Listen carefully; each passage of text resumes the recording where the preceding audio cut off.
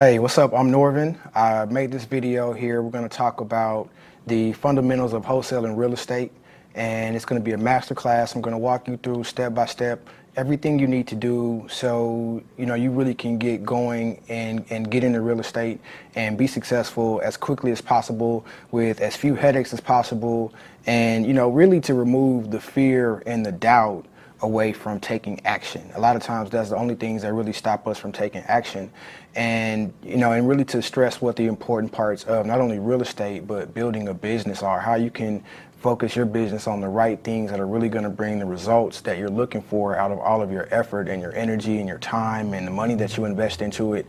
And why am I doing this? I'm going to get into like my personal reasons, my real reasons why, as far as just me, my these personal reasons or whatever. But at the end of the day, the reason that I'm willing to share this type of information with you is because it's not about you, it's not about me, it's really about what kind of problems can we solve out there in the world. There are people who are in distress situations, there are people out there hurting, they're looking for solutions, they're confused, they don't know what to do.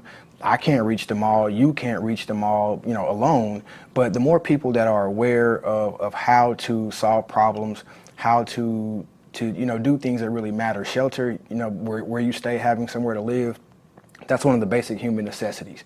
And so, getting knowledgeable about this and understanding this is really one of the most powerful things that you can do, not only for yourself, but for somebody else, helping them out of that situation.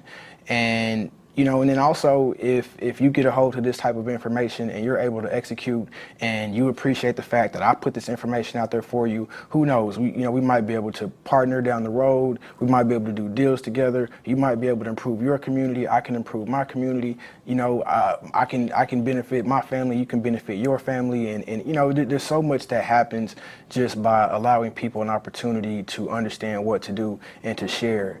And yes, let's jump into it. All right, so how to wholesale real estate, and from anywhere in the world. And actually, this is a big subject. It's going to take us a while to get through this, but definitely stay tuned and pay attention. You're going to get so much out of this today, but really today we're going to focus on the real fundamentals of wholesaling real estate and what it's really about, how to do this. I have links for all of the documents and agreements that you're going to need. So I'm going to give you all of that as well. But I have another video that I'm doing after this that is really going to build on the fundamentals that we develop here in this video today. So we'll get to the anywhere in the world part. Today we're going to really focus on how to wholesale real estate, the tried and true methods, the fundamentals. So you could have been anywhere in the world, but you're here with me, and I appreciate that. So who should actually stick around and and stay here as opposed to being anywhere else in the world? You're in the right place if you're looking for one more deal. So that could be your first deal ever. That could be getting a few more deals. Like I've done 2 or 3 deals. Man, I'd love to do one more. That could be one more deal a month. How would things change if you went from doing a few deals to a deal every month, or a couple more deals every month. So if you're at that place where like one more deal means something, then this is definitely for you. This is for you if you actually do have some experience, but you really want a solid business foundation to set you up for success. So not just well, first of all, the right things to focus on in real estate, but also as a business as well. And we'll get to some of that here in a little bit. But this is going to help you go from, again, doing, a couple of deals. I've done a few deals to, how can I be doing deals on a consistent basis and know that I actually do have a real estate or an investing business, and it's something that I can actually live off of. You should stick around if you want to have both time and money. Now, time is money is a definitely a common cliche phrase or what have you, and a lot of people subscribe to that. And but there's so much more powerful. You have so much more freedom, so much more creativity, so much more ability when your ability to earn money is separate from your time. So, if your time is money, you are in a rat race. You might even be a fat rat. Like, I'm not trying to hate on people who use their time to get money. You might be a fat rat. And, and I mean, I do too, but the point is I have a choice. And at the end of the day, the money that I count on, it doesn't require my time to make. And that is what is best for everybody. I mean, I'm sorry. I'm sure I can say all right here. I don't know one person that would object to being able to make money and still have their time. So if you want both time and money, stick around. This is for you. If you have limited financial resources to get started in real estate, this is absolutely for you. Money is something that stops a lot of people, and I want to tell you right now that it does not. There's a lot of sayings out here. I won't be trying to, quote people all day, but you really, truly do not have a money problem. You have an idea problem, or maybe you have a skills problem. So so if you have that idea, or if you develop a certain set of skills, there's value in that. And there is someone who could use that. There is a problem you could solve for someone. There is something that you could give somebody that they want. And that's where your money comes from. So don't think you have to have money already to get started. It's the opposite. If you have what it takes to get started, the money will come to you. Money goes to where it's going to be safest, to where it's going to be taken care of. Money goes to where, goes to people who know how to make it. Yes, the people say it takes money to make money. It takes value to make money. It takes skills to make money. It takes, some type of knowledge, some type of base to make money. And then, yes, you can use your money to make more money, but don't think that you have to wait. So, we're gonna, and this is what the point of this whole video is to show you exactly how to do that, to give you that knowledge, those resources and abilities to do that without actually having to use your personal finances. You want to stick around if you want to focus on the most important element of real estate, and like I said before, or any business, and let everyone else do the work for you. So, so in other words, if you are kind of knocking down the big domino, so to speak, you knock down the first domino or the big domino, and all the other dominoes follow, and then they get knocked down as well. You want to be that first domino that's knocking all the other dominoes down. You are, in other words, you're the one providing the value. You're the one providing the opportunity. That's why you don't have to have the money. So if you're providing the value and the opportunity for someone else to make money, they will happily do the work. So if you provide the opportunity, they are happy to do the work. And like I said, we want time and money. We don't want our business to turn into a job. So you may own a business in the sense that it's yours, like you have the bank accounts, you have the say-so, you have the rights to the company. Okay, yes, you have well, here it is. What you have is a business entity, okay? So you may have a business entity, you may own a business entity, you may be the owner of a business entity, but does it operate without you? Because within that business entity, there are roles and responsibilities to make that entity actually work and operate. And so if you are filling one of those roles, if you are fulfilling those responsibilities and obligations of that business entity, then you have a job inside of your own business. So a lot of people get really confused on that.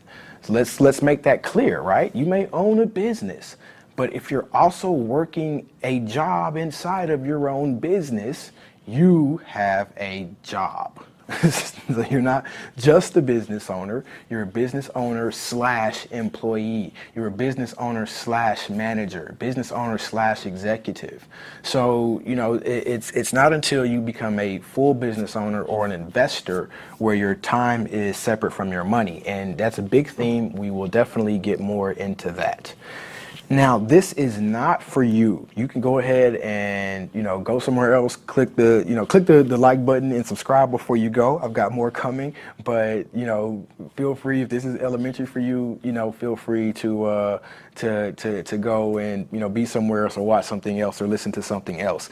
But so in other words, if like, you're well experienced in real estate and you've done, you do a few deals a month already. You do, 100, you acquire 100 properties a year, stuff like that. Then you already probably have these systems in place actually.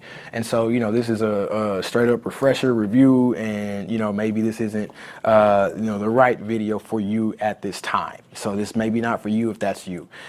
If you already have a team in place that is actually doing this, then you already understand, you're already doing your thing. You don't really need to do this. You might pick up some helpful hints, but at the end of the day, this is not something that you need.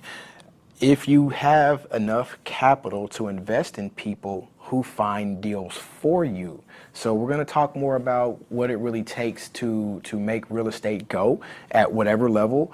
And, if you don't, you basically, you're either providing the opportunity, or you're funding the opportunity, or you're working for the opportunity, So if you're not the one who's bringing the deal to the table, and then you're the person who's funding the deal, or you're somebody else who has some other role or job or task along that process.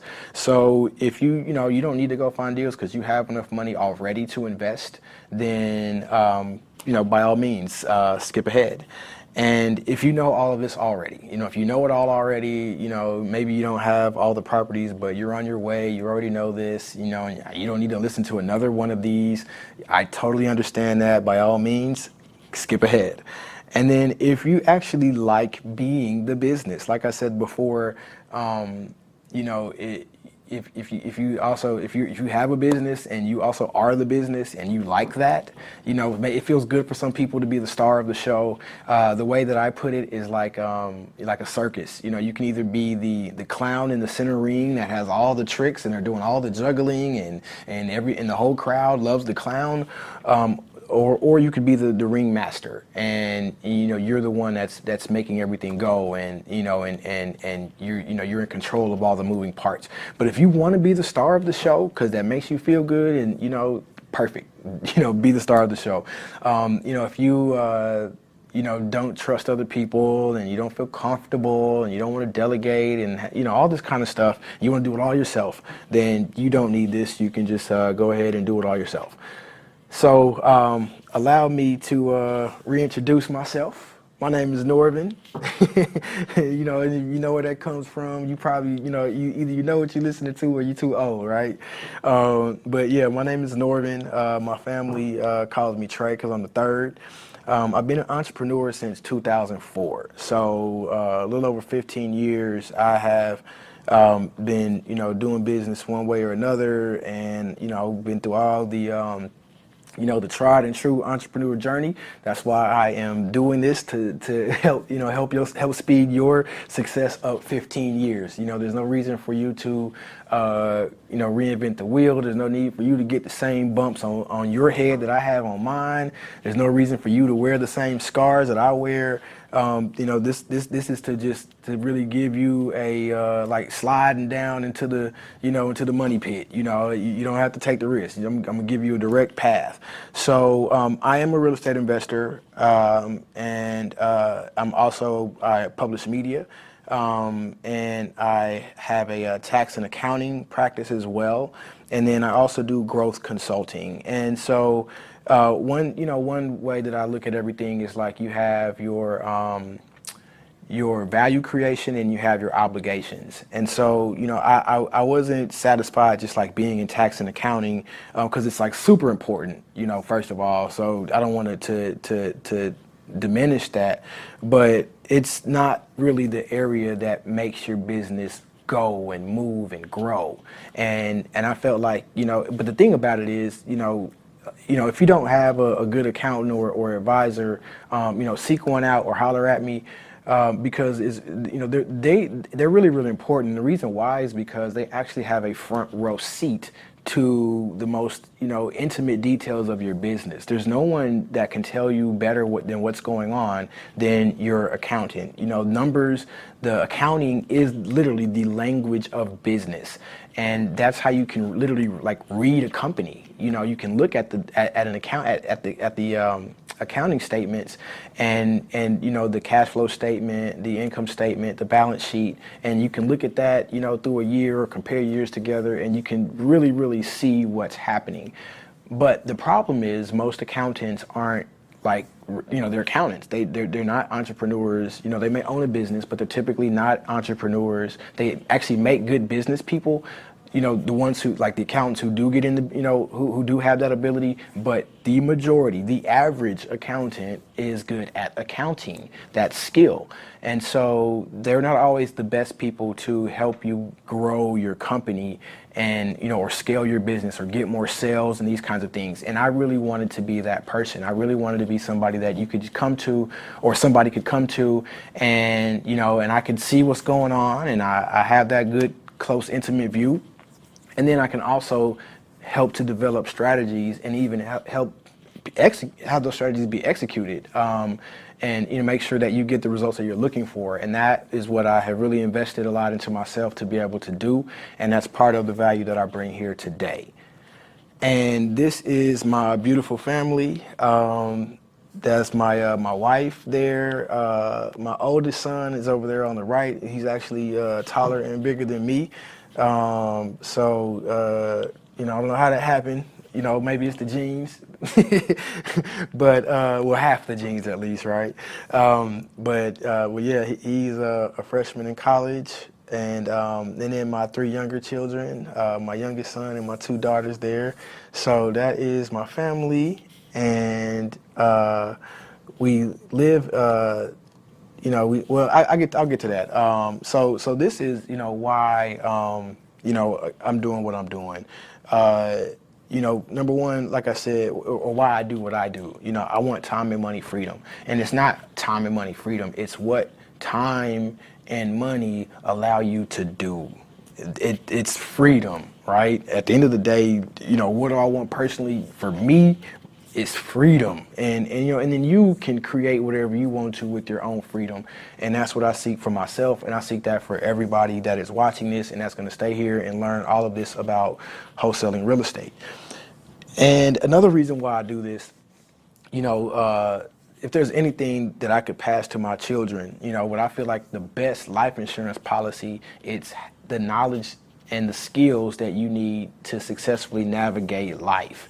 I was talking about Nipsey earlier, and I just really appreciate the fact so much, and everybody else, man. But I've been listening to Nip. He really does inspire me. So, and if I'm not gonna stand up and speak up and say his name, who will, right? So, but one of the things that I'm really inspired about is that, man, he got his stuff out.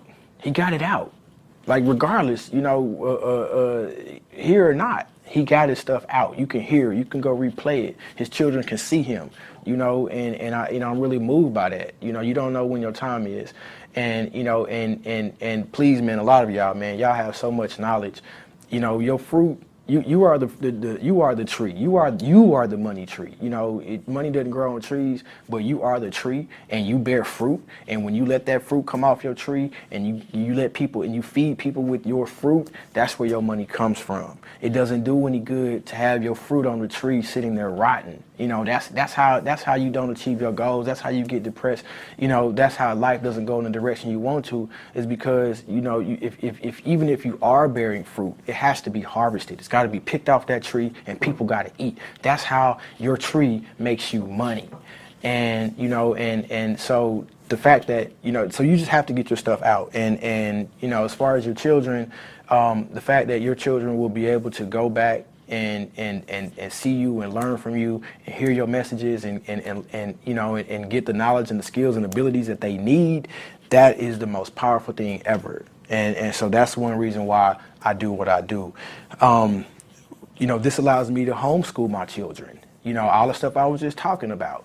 One of the most powerful things I think there is like, is that I'm able to really influence my children the best way that I think that they should be influenced, and it's not, that's really what it's all about. So this allows me to be able to do that. I can homeschool my children, and I'm with them all the time. We like to travel a lot. We love to travel and go around. Another reason that I'm doing this is to be a property owner. Like when we were renting houses, my children, and maybe it's my fault because, I at least know about these real estate principles and I was definitely working towards them.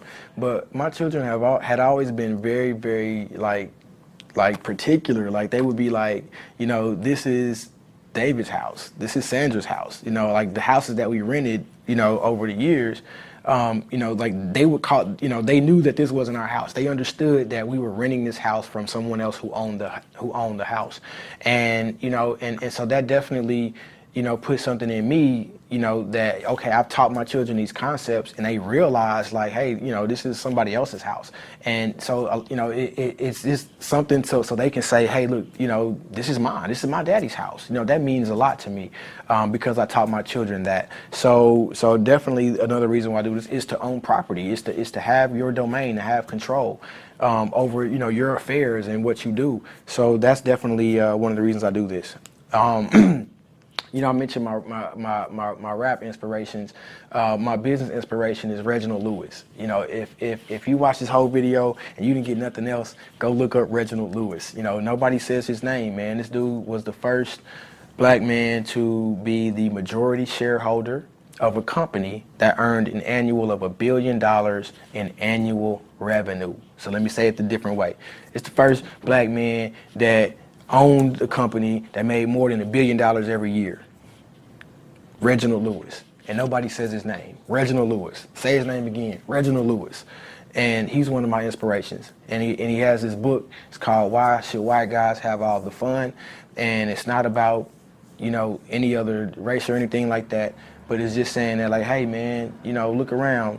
Why should they be the only ones? Like, what can I do so I can have fun too? It really was about himself, So, just that's definitely one of my, one of my role models, and I learned from him. He was an inspiration to me early on this journey, and it's one of the reasons why I've been on it still to this day.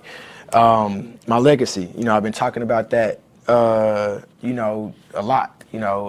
Just so far. And again, it's getting this stuff out, man, so that my energy, my words, my wisdom, whatever I have to offer, it can exist way longer than my physical body is going to exist.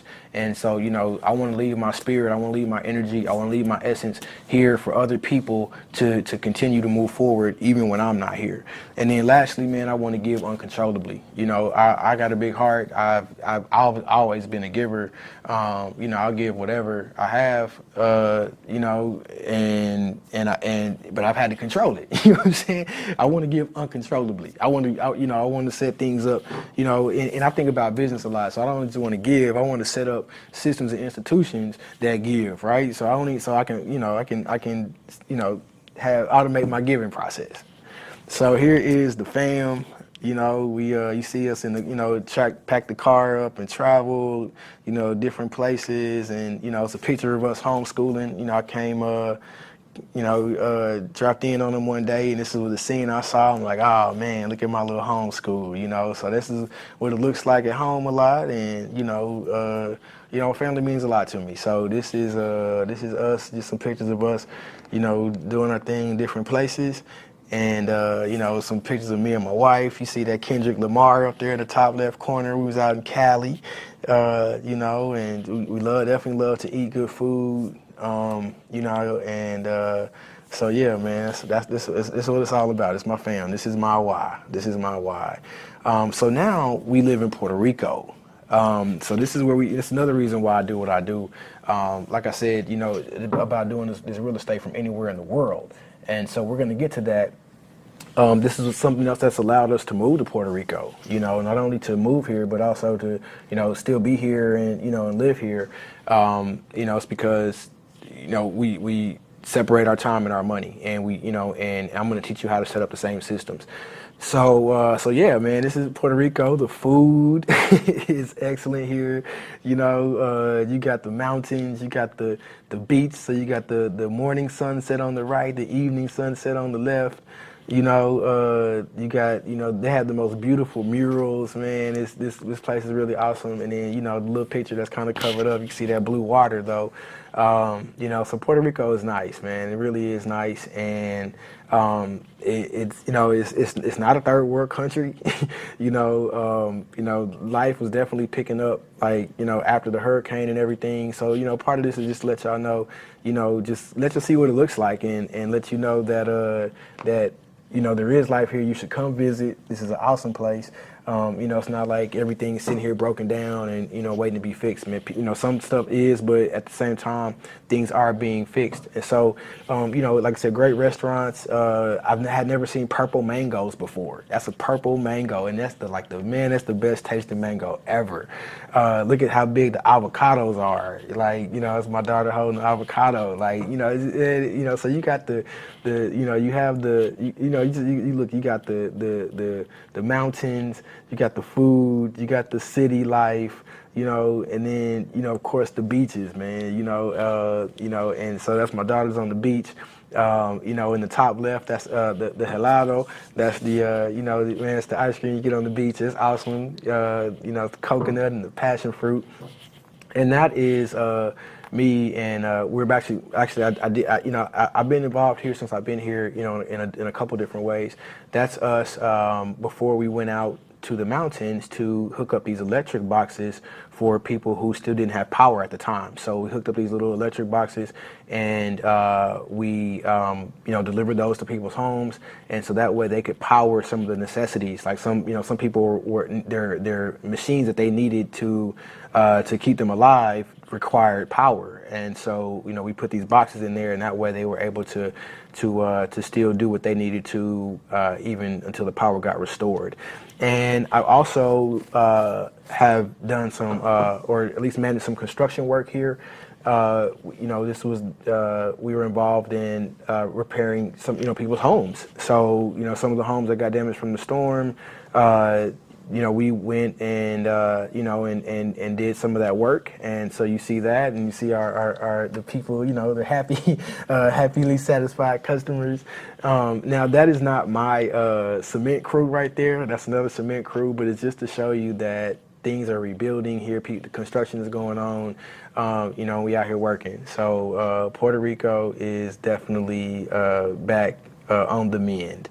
So, now I want you to really identify your why. And, we will get to the real estate here very, very shortly. But really, if there's anything that's going to slow you down the most, it is your own fears and your own doubt and your own limiting beliefs and your own motivations. Fear and greed kind of go together, and it seems like they don't unless you have really been afraid of not having enough money, and watch how greedy you become. And not even greedy in a bad way, but just like, when you get that, I need money, and you approach people and they feel that energy that I need money, it won't happen. And you're not, you're blinded, things get distorted out of greed. Your vision, your perspective gets distorted. You're not able really to see the other person and see what they need or any of that stuff. You're not thinking about meeting their needs. You're thinking about, I need to get this money. I need money. I need to pay for something. I need this. I need that. You can just hear it. Even if I just imagine needing money, you can hear the fear and the greed in it. And then the other thing is the limiting beliefs. And they go together. Like, you have these limiting beliefs which cause you to have fear that your ends aren't going to meet, or fear these other things are going to happen, and that causes you to just really, when I say greed, I really mean being over anxious and about money and feeling like you have to really, almost like be over aggressive about getting money, and so it's not like you want everything to yourself greedy, but greed in the sense that you really are blind blinded to other people and you know, in their situations, and you're really overly concerned about your own situation. And so, you know, and then the limiting beliefs that, you know, you're not good enough, or you don't know enough, or you don't have enough experience, or you don't have enough money, like all this kind of stuff, you know, that stops you from taking action and moving forward, you know, and really, you know, you shouldn't really worry about any of that, you know, like put whatever you have to say, whatever you think, put it out there. Just put it out there. If people don't want it, they don't want it. If people do want it, they'll take advantage of it. So don't, you know, so like I said, a lot of this really I'm focusing on just, you know, a lot of focus on understanding, like, what should you be focused on in your business, you know, and what should you not, what's going to bring you the fastest results, but also to alleviate that fear, to clear up that doubt, and to dissolve that greed, you know. So that's why I'm kind of really taking this time to go through this, you know. But, you know, why are you on this video? Why are you still here? Why are you going to stay and watch the rest of it? Why? And, you know, what is it that you need, you know, that is important to figure out? You know, what is it that you want out of life? What is your design for your life? What is the story that you're actually writing? What is your book saying? You know, like, you know, these things are important, because those are the things that are going to push you to action. When you understand, I have to get my story out. I have to serve people. I have to put this message out so my children can have it. You know, when you understand all these things, it really helps to push you to action. You know, what you stand for. You know, why you really need money. You know, not because I need money, I want this, I want that. Well, why? Well, I want my children to have a better opportunity. Or I want to show people how much I appreciate them, or show my wife or my husband how much I appreciate them. Or I want my grandchildren to know how hard I had worked, you know, to make sure that they have opportunities. You know, like when you start really getting down deep and figure out your real motivations, again, you're going to be pushed past so many things, so many fears, doubts, and limiting beliefs, that you will be in motion, you'll be in action. You know, what do you want to feel about yourself? You know, what do you want to think and look in the mirror and just truly feel deep down inside about yourself? You know, and because all of the stories and decisions the decisions and actions that you make and take, they tell a story. So really get in tune with that. You know, what story is that you're telling, and what do you want to happen in your life? What do you want people to say about you? How do you want people to feel about you?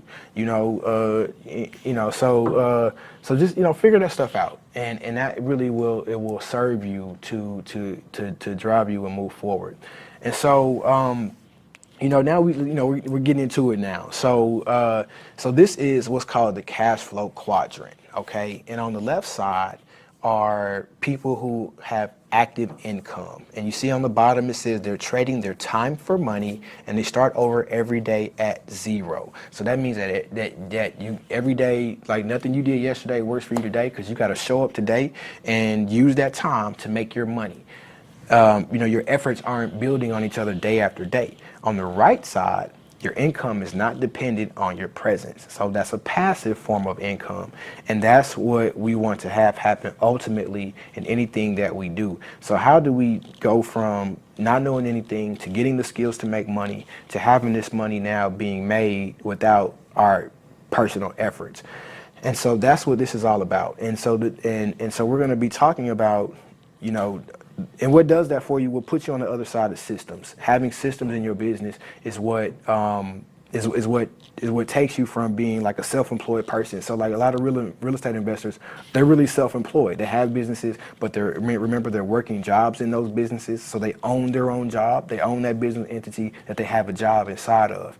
And so there's a real transition from being like a real estate investor who's self-employed to having an investing business, you know, and then ultimately being strictly an investor. So that is what I want to have happen. I want to help you move from this left side over to the right side. So before I get too far, I want you to understand that right now you are an investor. You are an investor right now. And the only reason that you don't think you are right now is because you don't act and behave like one. And so the way you manifest what you want is by actually being what you want.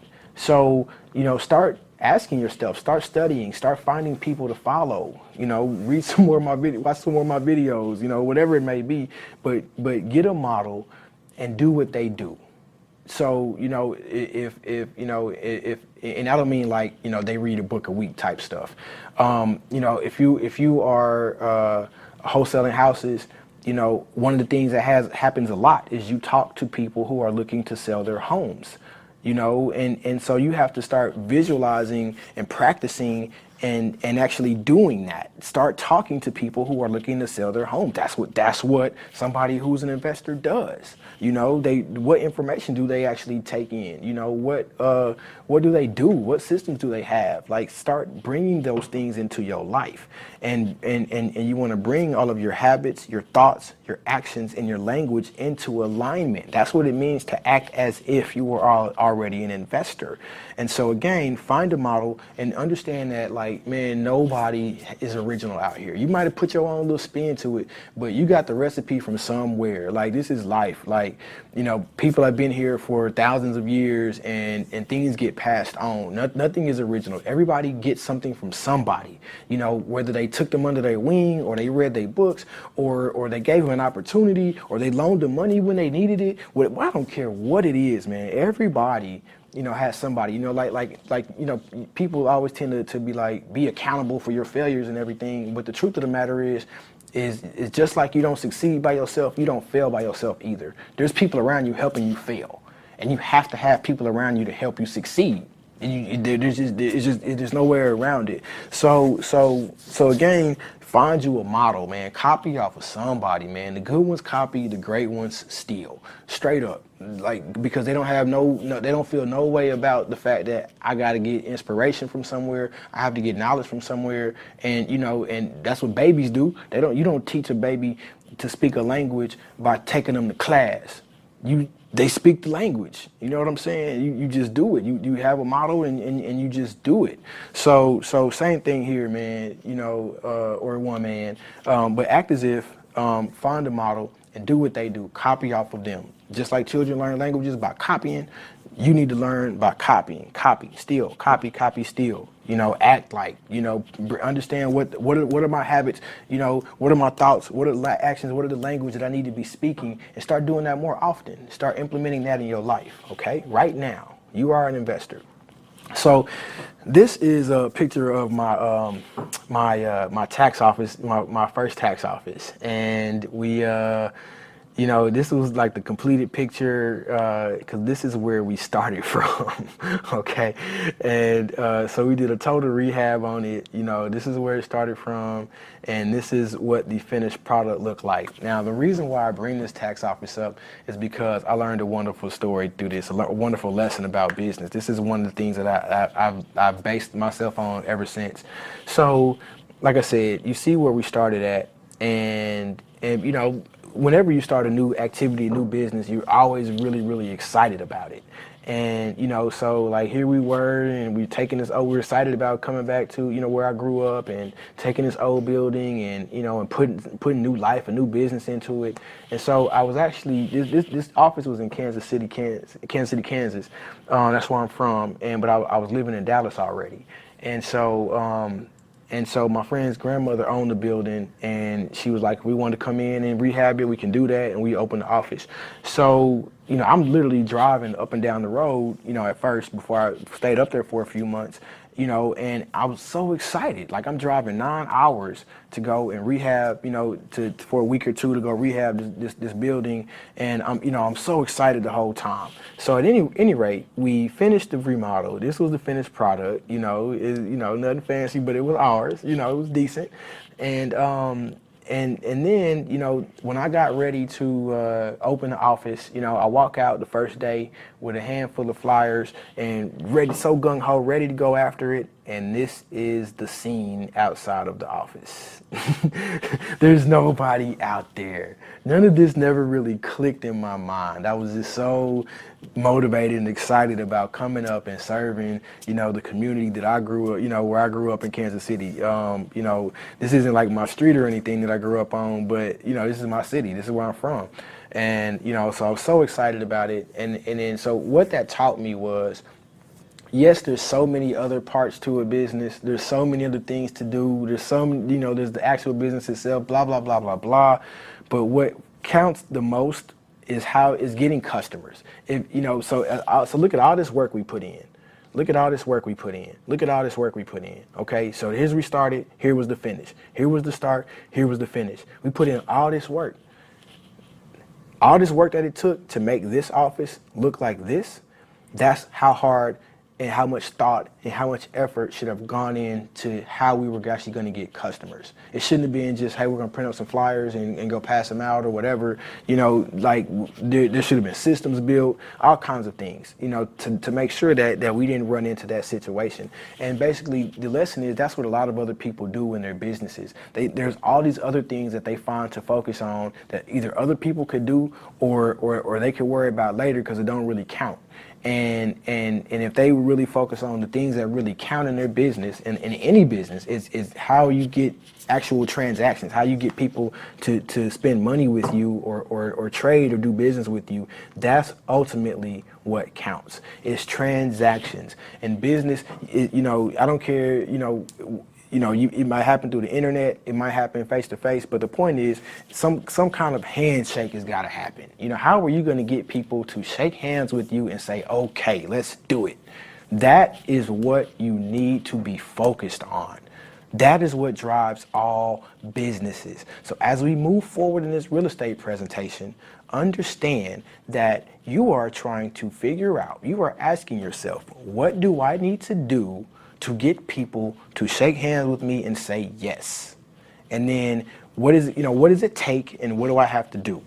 That is what you need to always be focused on in your businesses and build your businesses around that. Because if you do that, there are plenty of other people who are in business who can do something for you and they're happy to do it for you, right? They're happy to do the rest of the process because they can't get business on their own. That's why contractors try to find investors, because the contractors can do the work, but they sitting there twiddling in their thumbs waiting on somebody to pay them to do the work that they know how to do. And so you got to build your business to be able to transact. Do not lose sight of that. Don't get sidetracked by all this other stuff. Transactions, okay? Now, disclaimer: as we get into the real estate, I am not an attorney, and I'm not a CPA. I do taxes, I do accounting, but I am not a certified public accountant. So here's my first deal at 3350 Jackson Street in KC-Mo. Now this was another kind of the second part. The first lesson, like I said, was from my tax office about making transactions. This lesson is about leads us into wholesaling real estate. So I got this home, actually I was buying it from another wholesaler, and he had got it like dirt cheap, and so I recognized this was an opportunity, and so I jumped on it. The problem was it got tied up in probate court. So the husband of the family, the older gentleman, passed away, and then the house got tied up in probate. Then there was also some back tax issues with the home, and so there was a couple of snags to the deal. And so I had intended on making a big profit from it, because there definitely was potential to do that, but it took a really long time, and I ended up having to wholesale it to somebody else, because I just, I actually was moving around by that time now, and I couldn't actually finish the deal because it took so long to do. And what that taught me was, though, the person who I bought the house from, he had one of these, buy houses franchises, and I don't know, it didn't really strike me at first, but as I went through this process, I'm like, hold up, man, this dude is not even sweating. He has other houses that he has. This is just one of them. It's an opportunity for me, and I'm doing all this work for it. I put my money down on it, but he already, had this property, locked up, and he's done, right? He's looking for, I had already stepped in. So, like, no matter how long this took for me, he was already good either which way. Like, he had done his job, and you know, and then so because I asked him, like, how did you kind of build your business and have so many homes? And he told me, well, I have this franchise. And I said, well, how does that work? And he said, well, I paid the franchise fee, it was $50,000, and I have his territory, and there's like 6-7 people in the territory. So the franchise company is doing all the marketing, and they do all these things. We have to pay for that every month. But every time there's a lead, we're in a rotation. So every 7 leads that comes out of Kansas City, I get one of those. And I'm just like, wow. So, like, there's a lot of other investors who have invested in a lot of other things. You know what I'm saying? They've invested in courses, they've invested in properties, they've done a lot of other things with their money. The first thing that this guy did was he invested in the ability to get properties on a consistent basis. Let me say that again. He invested his money into the ability to get properties on a consistent basis. That is the wisest thing that you can do starting out. Whether you invest money to buy a franchise, or you do what we're going to talk about, and you build your business to be able to consistently get properties. Everything else follows that, period. And and when I understood that, I said, okay. At first I was like, okay, how can I get $50,000? But as I just learned more, I came to understand that, okay, how can I basically implement my own systems to be able to get homes on a consistent basis, and that's what that's the way that we're going to talk about, and that's what counts. Remember, it's the transactions, and so that is what what I want us to do is build our businesses to do that. Just so you can kind of understand, like, because there's so much in real estate to get sidetracked on, so I want to at least let you know a little bit about what else happens and what other people are doing, so you don't get sidetracked. So that way, you don't have to be curious. Curiosity will kill that cat, because it's got to go see. So, but if you kind of have an idea of what other people are doing, you can feel comfortable really, finding your niche and staying in your lane until you have what it takes to grow and do other things. The point is for you not to be stagnated, not to be stagnated thinking you need to know this and thinking you need to know that. I want you to understand what's important right now. So this is my little real estate pyramid. It looks like a little house. So at any rate, at the bottom of the pyramid, now the level of risk is increasing as we go up, okay? And so at the very base is management. Okay, it's not exactly owning real estate, but it's still definitely a pathway into real estate. Other people have assets. They want to separate their time from their money. They want to be investors and not landlords. And so they need people who will manage these properties for them.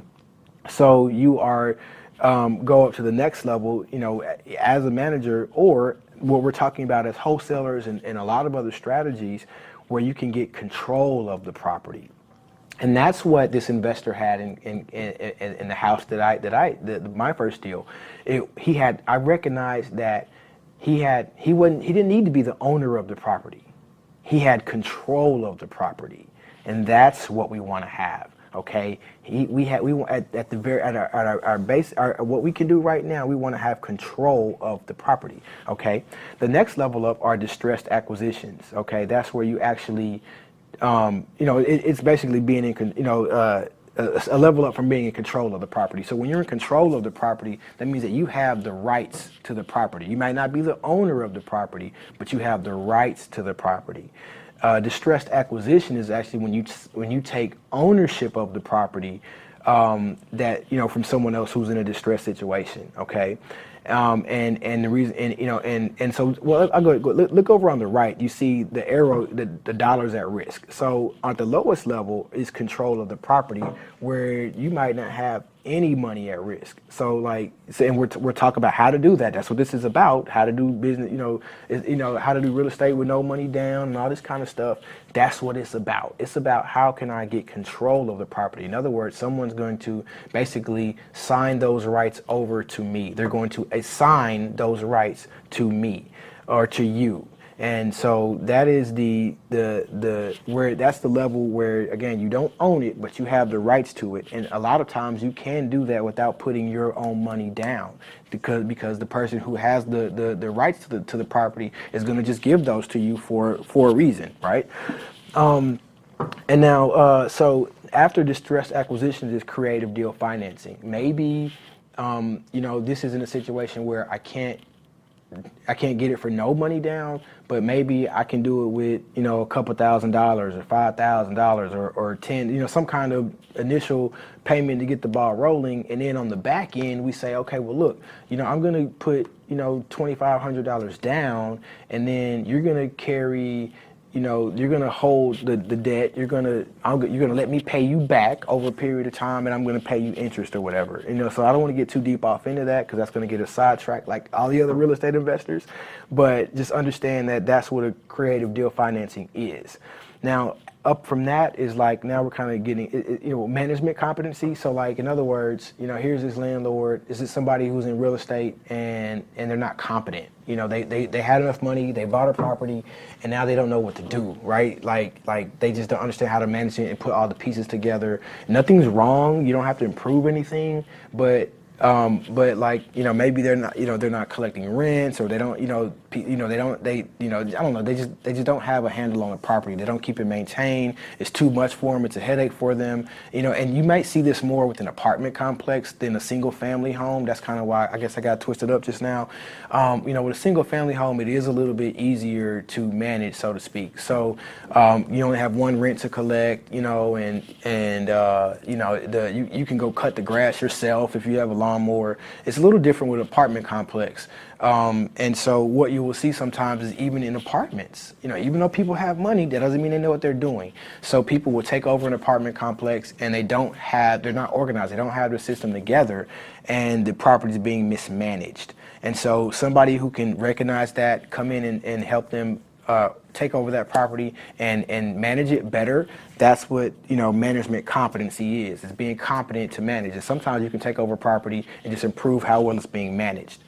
Next up is what is your buy and hold investor.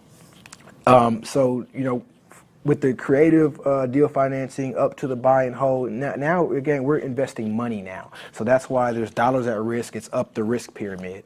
So the buy and hold investor is actually purchasing this property. He wants to hold it for a long time. Operational improvement, that's where you come in and improve the like some of the maybe mechanical features of the property. The property is in pretty good shape, but there's some things going on in the operations, right?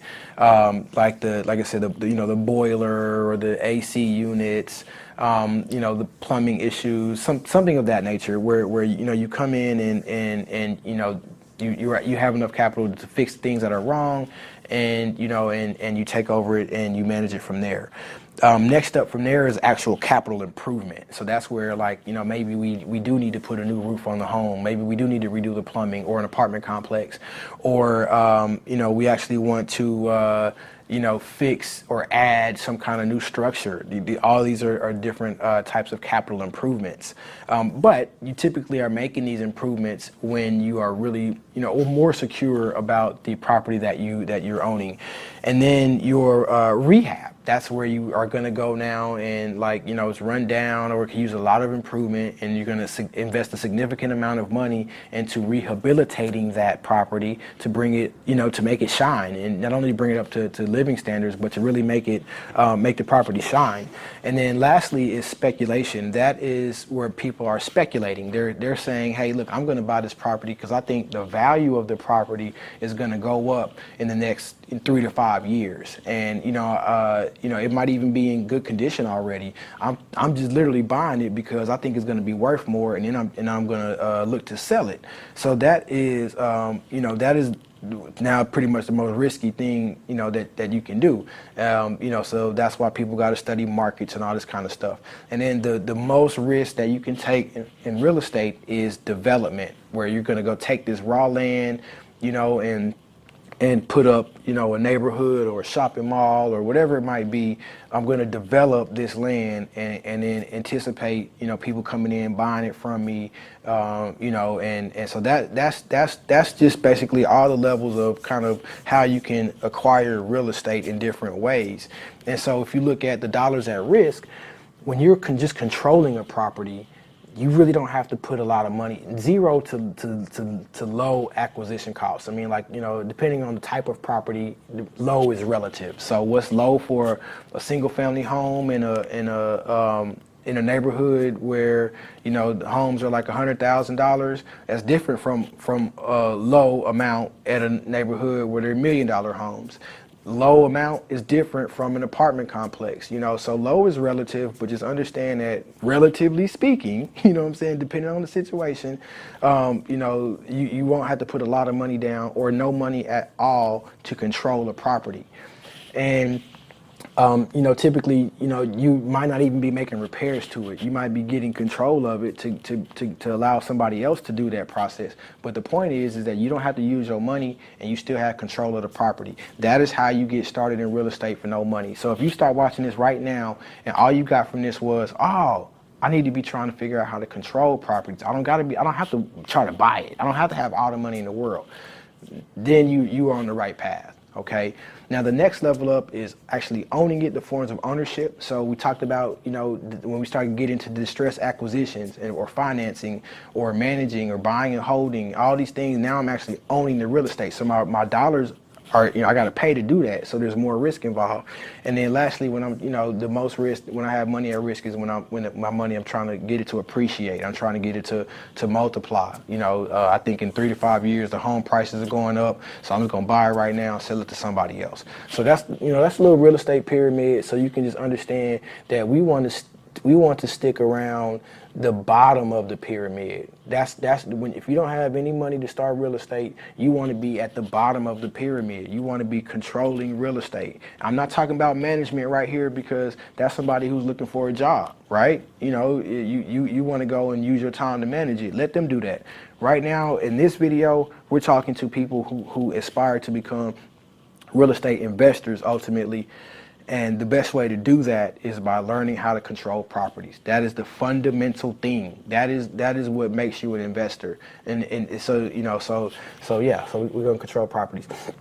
So let's really start diving into it. My program is called the Automated Profit Machine. So, you know, I want you to profit and automate. You know what I'm saying? I'm over here, you know, continuing the marathon. You know, hustle and motivate so you can profit and automate, okay? So let's do it. So now, when most people think of wholesale, you think of like when you buy goods, like, oh, I'm gonna buy something wholesale, I'm gonna buy it at a discount. Or, you know, but just understand, like, you know, when we're speaking, like, you know, in terms of like some kind of product, you know, when you buy wholesale, the reason why you buy wholesale is because you're buying like a large quantity. And so since you're buying this large quantity all at one time, matter of fact, let's put it like this. Imagine buying something at Sam's Club, you know, and then going to sell it at Walmart, right? You know, like, you know, or a better way, you know, like back in the day in school, we used to go to buy these suckers. We'll go buy the box of suckers and we'll sell each one for 25 cents. You know, until we got in trouble at least. But the point is that, like, you know, you go in somewhere like Sam's Club where you're gonna buy this big old box, and because you're buying this big amount at one time, there's this discount that's built into it. And the way you actually make your money is by reselling what you bought for wholesale. And then, you know, so you're gonna now go and sell it to you can break it in individual pieces and sell it to somebody else. So that's how, you know, typically what wholesaling is when you think of wholesale, like just, you know, just in the general word in business. So, you know, so the key here is just like in anything, you know, investing or whatever, is you want to buy low and sell high. The money is made when you buy. What that means is, when you bought something at Sam's Club, when you bought this box of suckers wholesale, you bought it at a discount. The discount was already built into it. You bought the discount. That's what you were buying. You bought so many so you could get the discount. You bought the discount and you want to sell the value. So that's that. So that's why you hear it in investing. The money is made when you buy. The money is made when you get control of this real estate. This is why you don't need money, people. This is why you don't need money, because you make the money by acquiring the property, by controlling the property. That's how you make the money. It's not. You don't need money to make the money. You need to be able to control this property. And so this is just, again, it's another kind of like a little, little picture to picture wholesaling. But, this a product got made by some man, some company or what have you. You wanted to buy quantities of those so you could sell them to somebody else, right? So, this company makes the suckers.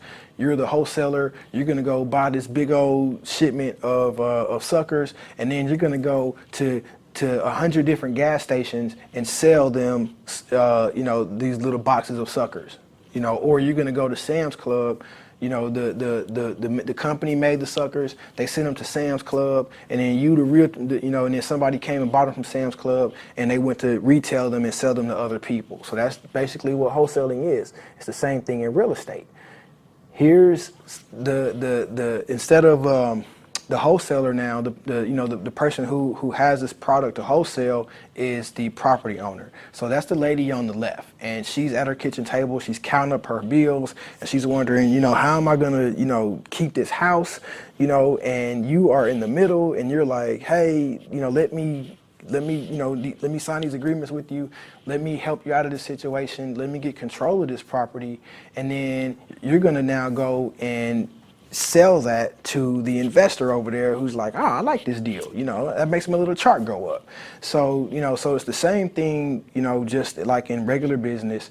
You have this property, that somebody owns. You, the wholesaler, are going to go and acquire this property at a discount, and then you're going to sell that to somebody else at a profit for yourself. Okay, so here's the actual definition. Wholesaling is when you acquire or gain rights to control a property and you sell that property at a discount to a buyer. So this is done by finding someone who is willing to sell their property to you at one price, and then you find a buyer to sell that property to for a profit. Or you can find someone who will sell the property to an end buyer, and you can assign that contract to them in exchange for a fee for finding the property and arranging the terms. So in other words, you don't necessarily have to find the investor who's going to buy the property. You could also work with someone else who's going to find that buyer, and you can split the profit. And the way you do that is, so you got this contract that you got from the homeowner, and then you now have the rights to that contract. In that agreement, you're going to put in there that, hey, look, I could actually take this contract and sign it over to somebody else as well. And so you could also just, instead of actually trying to work the whole deal out, you could literally just assign that contract for a fee. So those are just a couple ways, that wholesaling actually works. And then I'm also going to include the wholesaling glossary in the link below as well. So that way you have all of the investing terms and real estate terms that you need to know just to educate yourself. Do not get sidetracked and think that you need to go through this glossary to do this. It just helps to, for you to be educated and, and sound like an expert and authority, but don't think that you got to go memorize this glossary so you can wholesale real estate. Like, don't get, at the end of the day, it's not about that. It's about being able to really help people, solve people's problems. And we're going to talk more about what that's like. But if you can solve people's problems and listen and understand and find a solution, then you can do real estate. It's not about knowing the glossary. So again, the money is in the deal. It's not in your pocket. It's not in your pocket. It's in your ability to find deals. If you do have money in your pocket and you can find deals, even better. But if you're thinking like, man, how do I get started? It's not about money in your pocket. The money in your pocket comes from the deal, okay? The money's in the deal. You are trying to buy it down here, and then over time, you're gonna sell it up here. That is what, and like, People say, "Oh, you buy low, sell high." That's because the trick is, like I said, the money's in the deal.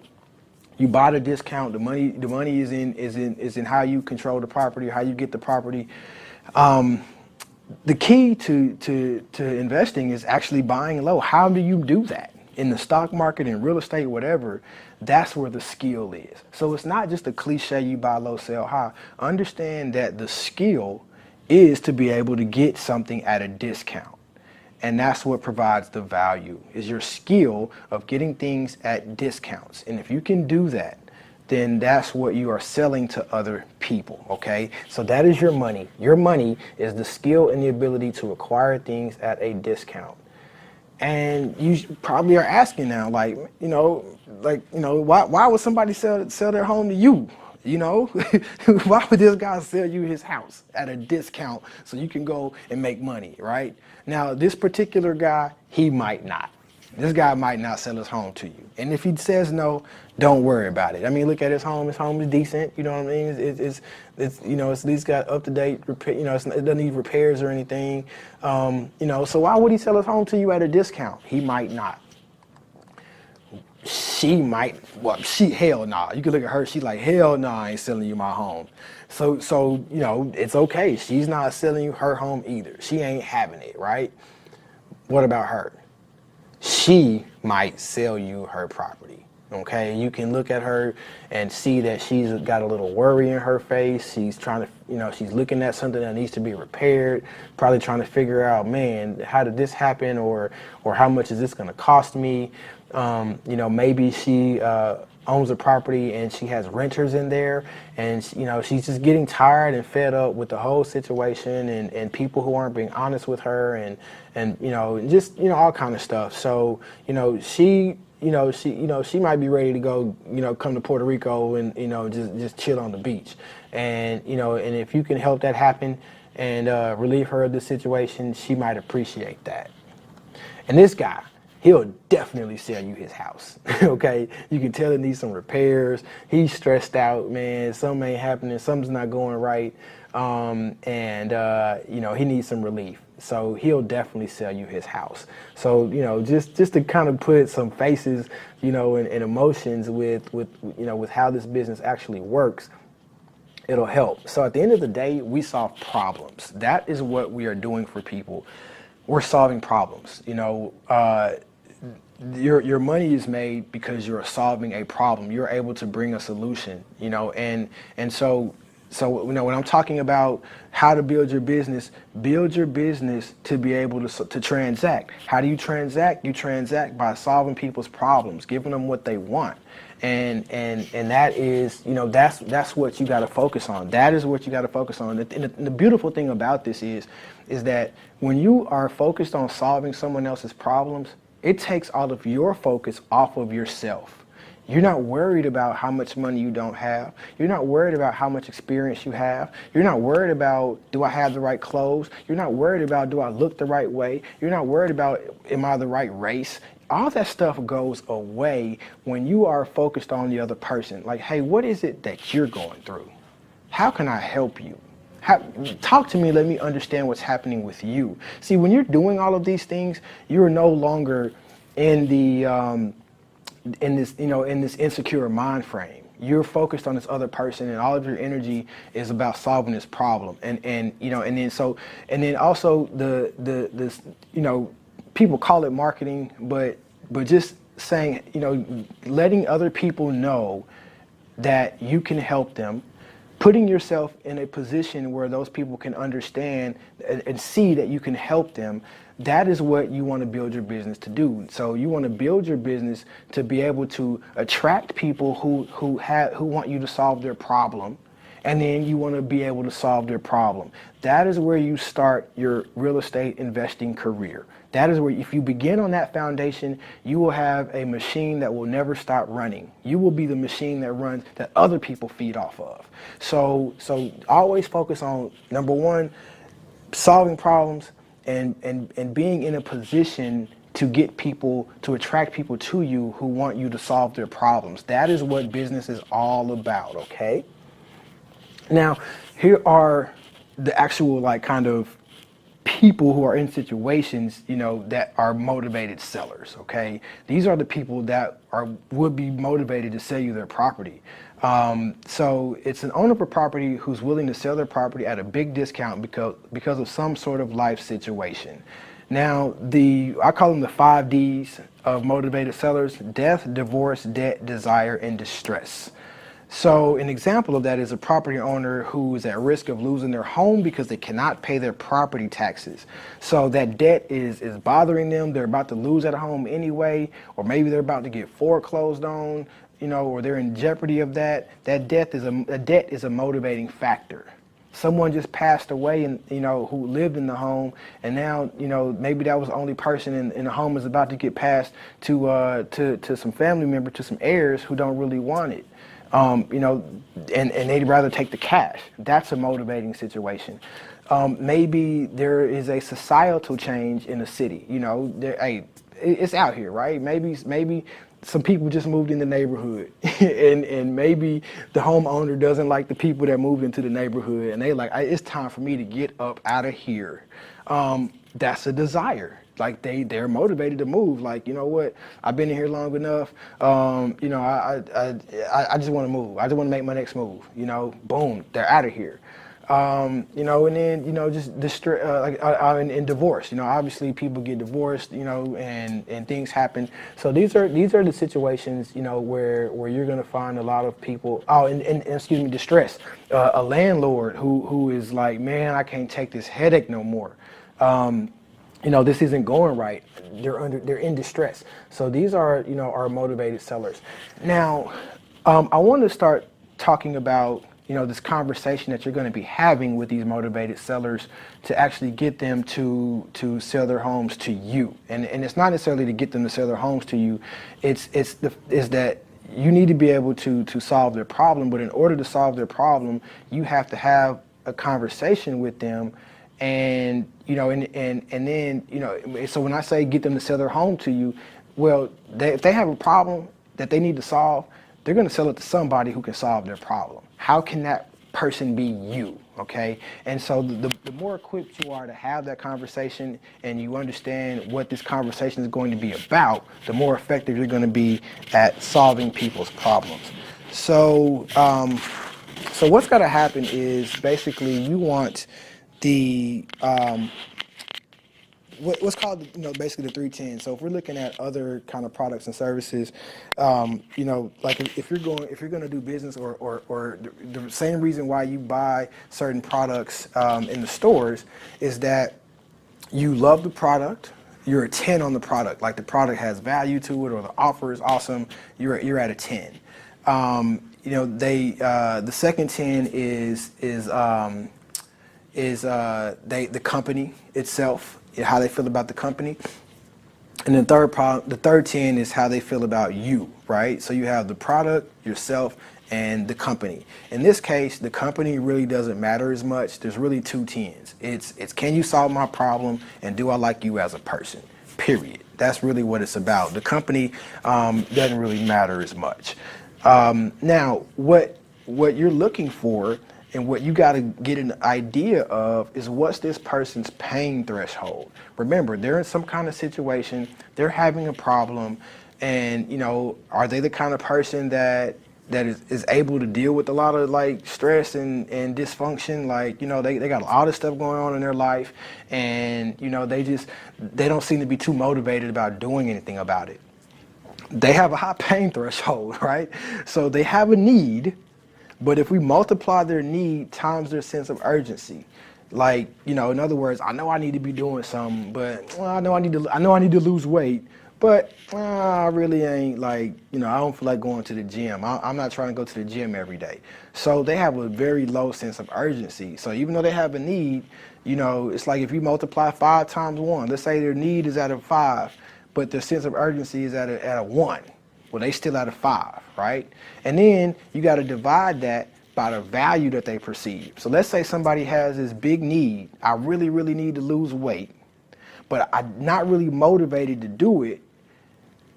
Plus, I don't see a whole lot of value in what you're offering me. They're not going to move. But what if their need was at a 10? their sense of urgency was at a 10. They're 100.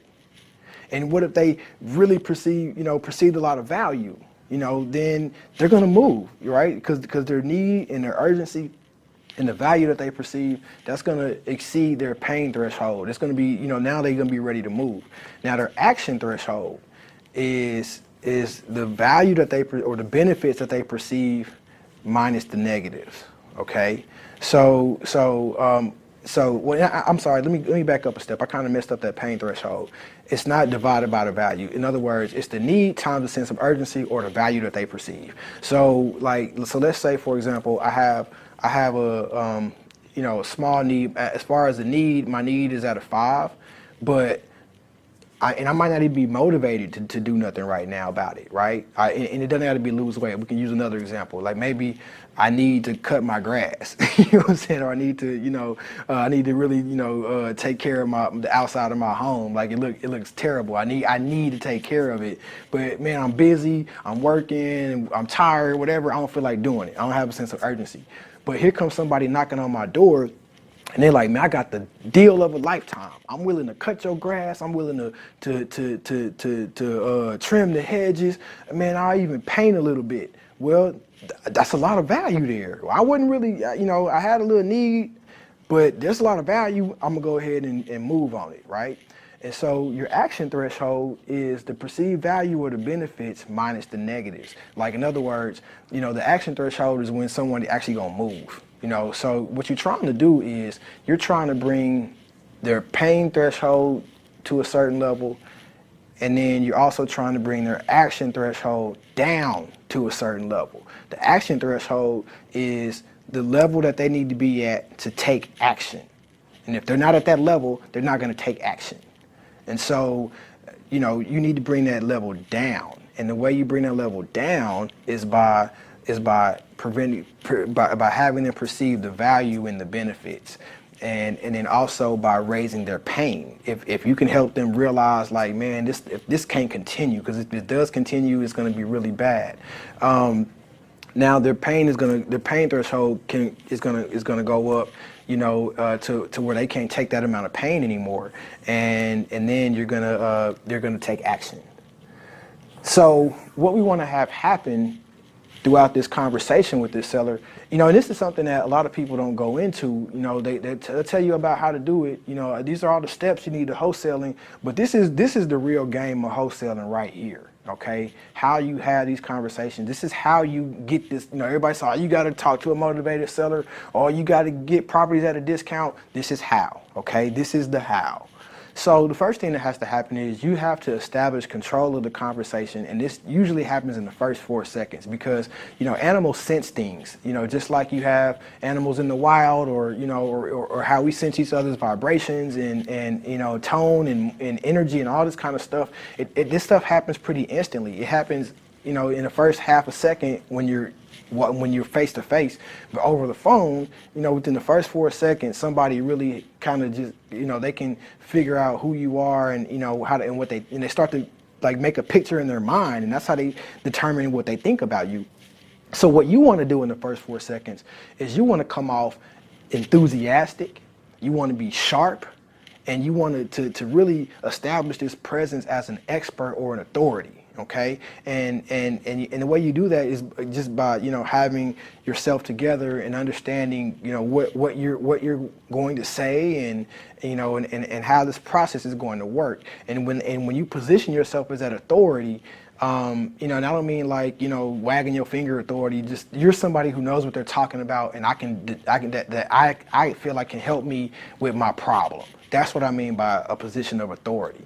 And because what we got to do here in this process is we have to transfer certainty. You got to understand that this person is going through something, they're in some kind of situation, and they're very uncertain. They don't, they're not certain about who can help them. They're not certain about what to do. They're not certain about what's going to happen in their life.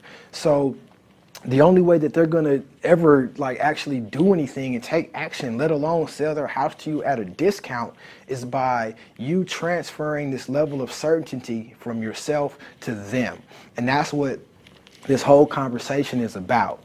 Okay, and then this is also, I have a whole section about this following this slide about gathering intelligence and building rapport. Building rapport is not being a friend. Building rapport is not finding out what you have in common and spending 2 hours of your time talking about your children and how they play sports and how they competed against your son over here. Like that's all. Like that's not solving a problem. You can be their friend, but you won't be solving a problem, and you also won't be getting the money either. Okay, so. And so this building rapport is done through this process of gathering intelligence. This is where you're getting the information that you need, and this person also feels like you're listening to them. And rapport, at the end of the day, rapport is more like respect. Okay, they respect you. They feel like this person can help me get what I want. That's why I got rapport with you. Because think about family, man. People can love you and like you and all this kind of stuff, but still not necessarily like respect you or depend on you. Okay, and so rapport. This level of rapport. I don't think. Just think about anybody, man, that's come through for you, right? How do you, and this, when you see them, you're glad that they came. Like, oh man, hey man, I know that person. He helps me out, right? I get this from him. I get that from him. I get this from her. I get that from her. That's how you build rapport, is by being that person that people know are going to be able to solve their problem. You got to expose their pain through this process, okay? You're not trying to be like mean or anything, but sometimes you need people to come to terms and grips with what's happening. You need people to get them to take action, and like denial is a natural safe mechanism. Denial helps you like survive these things that are going on day after day. You can kind of push them to the back and pretend like they're not happening. So sometimes you have to just kind of expose, hey, look, this is what I see is really happening. And if this continues, this is going to be a bad situation. You got to expose that sometimes.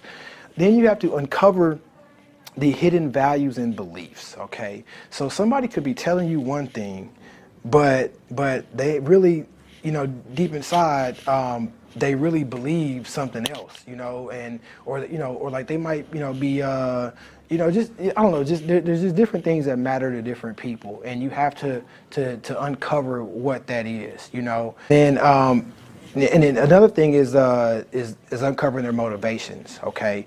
So, really understanding what's really driving them to do this or to not do something. And then we talked about this in the last slide. You got to amplify their pain, bring that pain up, man, uncover that pain, expose it, bring it up, and then lower their action threshold, like make it easier for them to take action. So, and then you want to basically build this box for them logically, emotionally, and with their beliefs. Okay, sometimes you have to change certain beliefs, and these could be limiting beliefs. It doesn't matter, but you basically want to build a box and say, hey, look, this is the logical reasons why. You got to get in touch with their emotions so they can actually move. People move off of their emotions, but they also have these beliefs that stop them sometimes. And so we're going to build a box with our through our conversation that is going to close them in so they can feel safe and secure in taking action. And then lastly, we want to tip the scales, and any positives, we want to add those and eliminate the negative aspects, and not in a fake way. At the end of the day, if somebody doesn't have a problem to solve, then that's not the right person to be talking to.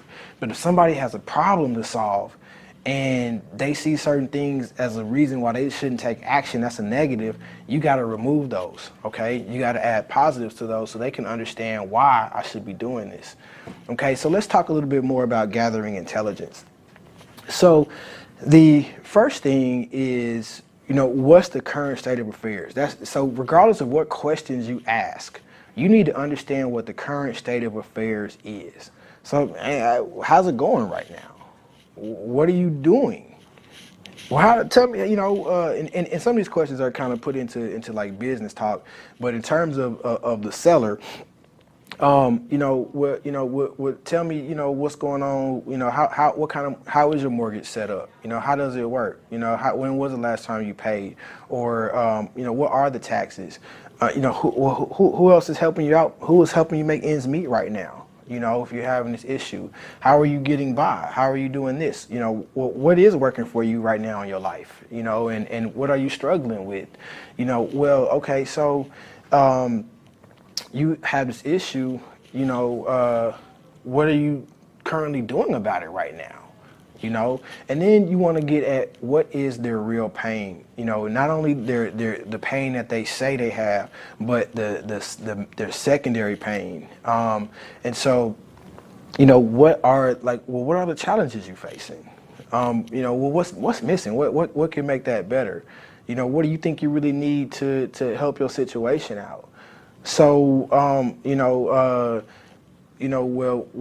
what's next after this? Where would you go? Where would you live? What are you really trying to achieve? I know you want to sell your home, or you're interested in selling your home. What's that going to do for you? If I sell this home, I wouldn't have to worry about it. I get rid of the debt, and I could just move on, with a clean slate. What improvements are you really trying to make in your life? Well, I really want to do this, man, but this house is holding me back, and if I could get rid of this house, then I could go on and improve my life. So these again are all questions that get at what's really going on in somebody's life, so you can understand how to help them. Now you want to know the actions, their experiences that they've been through. What actions have they actually tried and maybe even failed at. So for example, somebody's telling you they want to sell their home, and they're telling you that they're having these problems, whatever is going on, that's causing them problems with their home, and they haven't done anything about it. You know what I'm saying? I haven't done anything about it. Are they really motivated? I don't know, right? But what if someone's like, man, I tried this, I tried that, I just can't figure it out, right?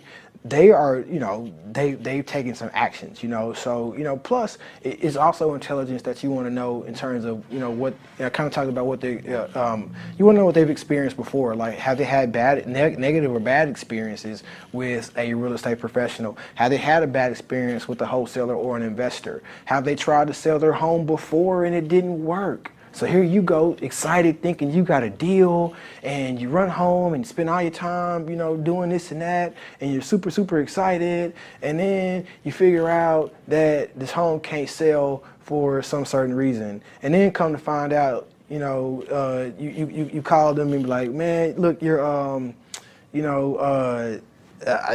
looks like, this isn't gonna work, and for whatever reason, and then they're like, wow, man, that's what happened last time. I was hoping you could do something different. And then you were like, well, damn, if I would have known that somebody else had already tried the same thing that I tried, I wouldn't have wasted my time. Well, had you asked the question, have you tried to sell your home before? They would have been like, well, yeah, last time, such and such and such and such. So understanding what they've done before, just so there's a personal level, and then there's on a kind of strategic business level, why you have to know what experiences they've actually taken before and what they've been through.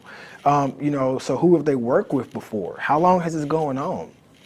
What has this cost you? What, man, ever since I've had this situation, I've lost this, and I've been stressed out, and almost cost me my job, and my there's so many changes that have happened in my life, because of this house, this is helping you understand what's going on. What has this kept you from, right?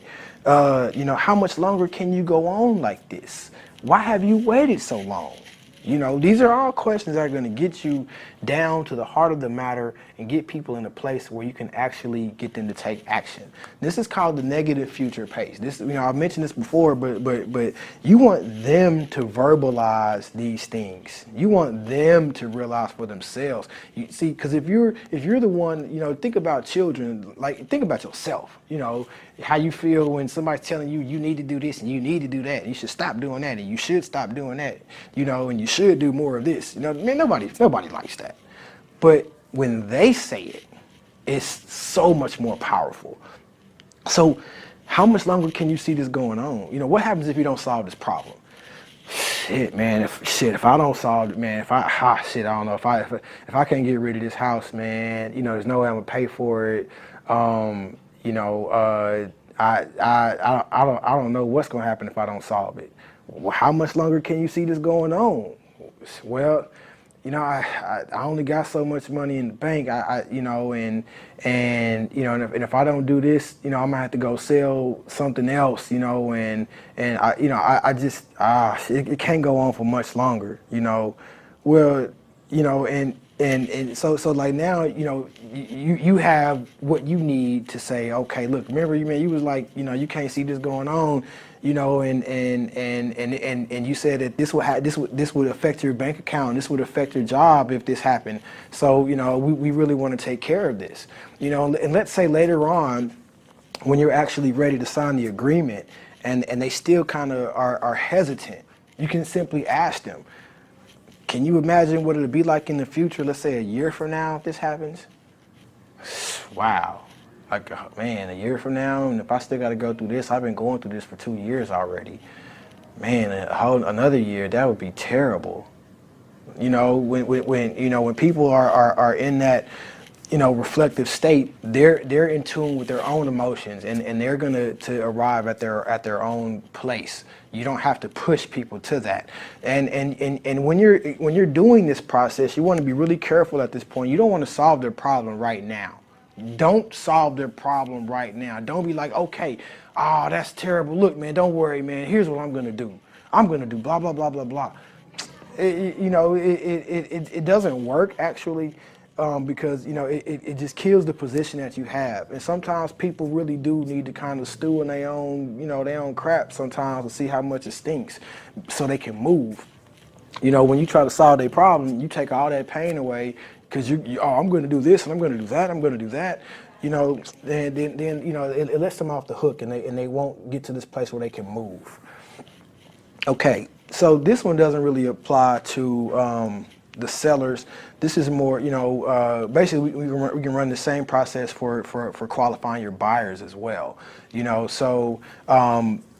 you can also use a forward in different in a different term. So there's, can I afford to do something in terms of money, or can I afford to do something in terms of their life? Maybe they're not able to, so basically what we want to know is, are they willing and able to take action? Especially like, again, other businesses, somebody can be willing, but they're not able to do it. You know what I mean? You got to make sure they're willing and able. So, are they physically able to move, for example? Could they afford to move? Or do they physically have the ability to move? Or, are they in a condition to do that? Are there things set up in their home? Maybe they're elderly, maybe they're handicapped. They've got some things set up in their home, like they can't, just moving into a new place, new environment might be difficult. That might not be the best thing for them. Could they afford to let's say, they have, could they afford to, to go set up and, and like, let's say that, you move somewhere and you have to turn electricity on and water on, maybe you got to make deposits in a new place, could they afford to go do that? How we have to take that into account to see whether or not this is a good idea for them. What's their sense of urgency? You have to find out what their sense of urgency is. Again, what is your motivation? Why do you need a solution right now? Why is this the best time? Why is this the right time? You know, and we talked about that with the negative pace where this can't go on. So I know this can't go on. I need to stop it and put an end to it. I have a sense of urgency. Well, you know, I own 50 other properties, and you know, I had a little hiccup with this one, and you know, I just wanted to test the waters and, you know, see what somebody would give me for my property. Okay, do they sound very urgent? They're not urgent at all. So, you know, just getting a real gauge for that is really important right now. And then their emotional state, especially with this. Like, are they in an emotional place to handle this process? Yes, you're going to make this process as smooth and effortless as possible, but are they in a place emotionally where you know, they can sell their home, they can part with their memories, they can leave their neighbors? You know, this is a big change, you know, especially, you know, a lot of people are creatures of habit. You know, they've been driving down the same block, they've been seeing the same neighbors, or they've seen things change in their neighborhood, you know, and they have good memories, or, you know, whatever. And, you know, it's just like, you know, I've been seeing Lucy every morning. We have coffee. I can't see moving to the other side of town, and I can't have coffee with Lucy. I just don't know what I'm gonna do. You know, she's probably not gonna move. You know, or you know, also their experience. Are they afraid of investors? You know, like, I've never talked to an investor before, or whatever it may be. You know, so just understanding like where they are emotionally. You know, can they handle something new in their life? You know, do they have a support system around them? Well, you know what? I know this is a bad situation, but my uncle and my dad and my brother, they're gonna come and they're gonna help me move, and you know, and it'll be okay. I'm gonna move on, and I'm gonna get set up, and I'll be okay. You know, that's a different emotional state versus, I don't know what's gonna happen. I'm scared to move. I really, you know, can't see living anywhere else. Like, you know, again, you really have to put your finger on what's really happening with people. And then, you know, lastly is the positive future pace, right? So, you know, on one hand, we talked about exposing their pain and, you know, how much longer can this go on? Well, what's life going to be like when you get rid of this situation? What's life going to be like when you don't have this headache anymore? And getting them to express that. You know, what are the logical outcomes that you want? What are the emotional outcomes that they want? You know, and so, you know, again, don't solve the problem right now. You know, this is their opportunity. You are the therapist. They are on your couch. Let them talk. Let them, you know, you got to listen. And this is the rapport we talked about. That relationship is being developed through this process. That's where the real rapport comes from.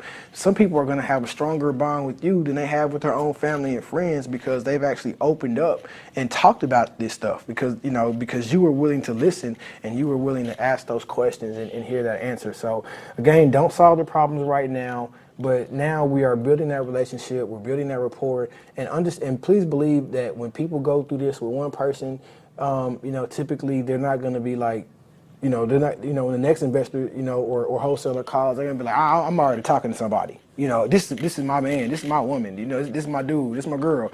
You know, I'm talking to her. I'm not talking to you. You can take these postcards, take these letters. I don't want that. I'm talking to her already.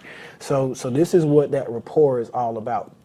Now, at this point, you're going to qualify them, or you're going to basically end the call, okay? So based on everything you've said to me, Alyssa, I know right now this seems like a good idea to you, and there are massive benefits to selling your home to someone like me. But that's going to require you to move away from this neighborhood that you love so much. And, you know, you told me that, you know, this isn't, you know, this is a strain on you, but you said that you could find a way to make this work. You just might need to ask for some help. You know, I'm just not sure if selling, you know, selling your house is really the solution for you, if that's a great fit for you right now. You know, what do you think? And so this is a way that you don't have to feel like you've got to force everybody to do things. You know, if you feel like you have, you know, something else to offer them, then that sometimes makes you feel good, right? You know, not necessarily feel good just to feel good, but you don't have to feel like, oh, I gotta buy your house. I gotta buy your house. You know, and you know, you don't have to do that. You know, just like, hey, you know what? and let them tell you. If they're like, nah, I'm really ready to make this move. Boom, go ahead. Or they might be like, you know what, you're right. I did kind of think I wanted to sell my house, but after I talked to you and I realized that I want to have coffee with Lucy every morning, you're right. This isn't the best time for me. This isn't what I really want to do.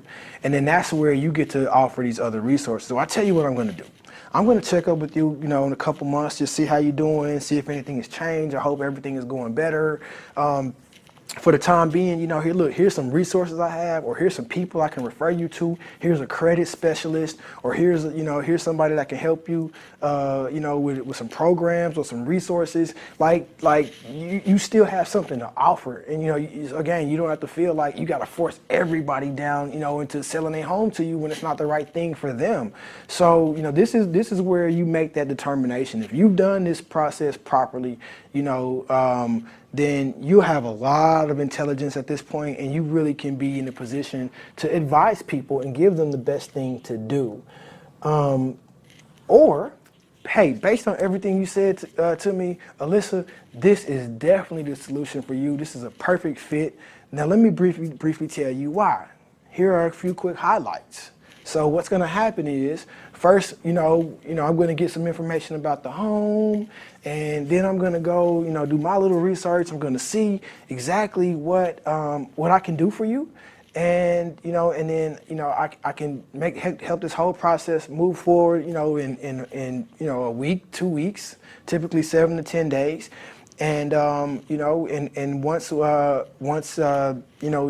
sign the agreement, I can go do my thing, and I can get you taken care of. We're gonna get you out of the situation, and that's that. So that is how is a really, really good, smooth way to move from one phase of the conversation to another. So now we really went through really deep into the process of qualifying the seller as a person, okay?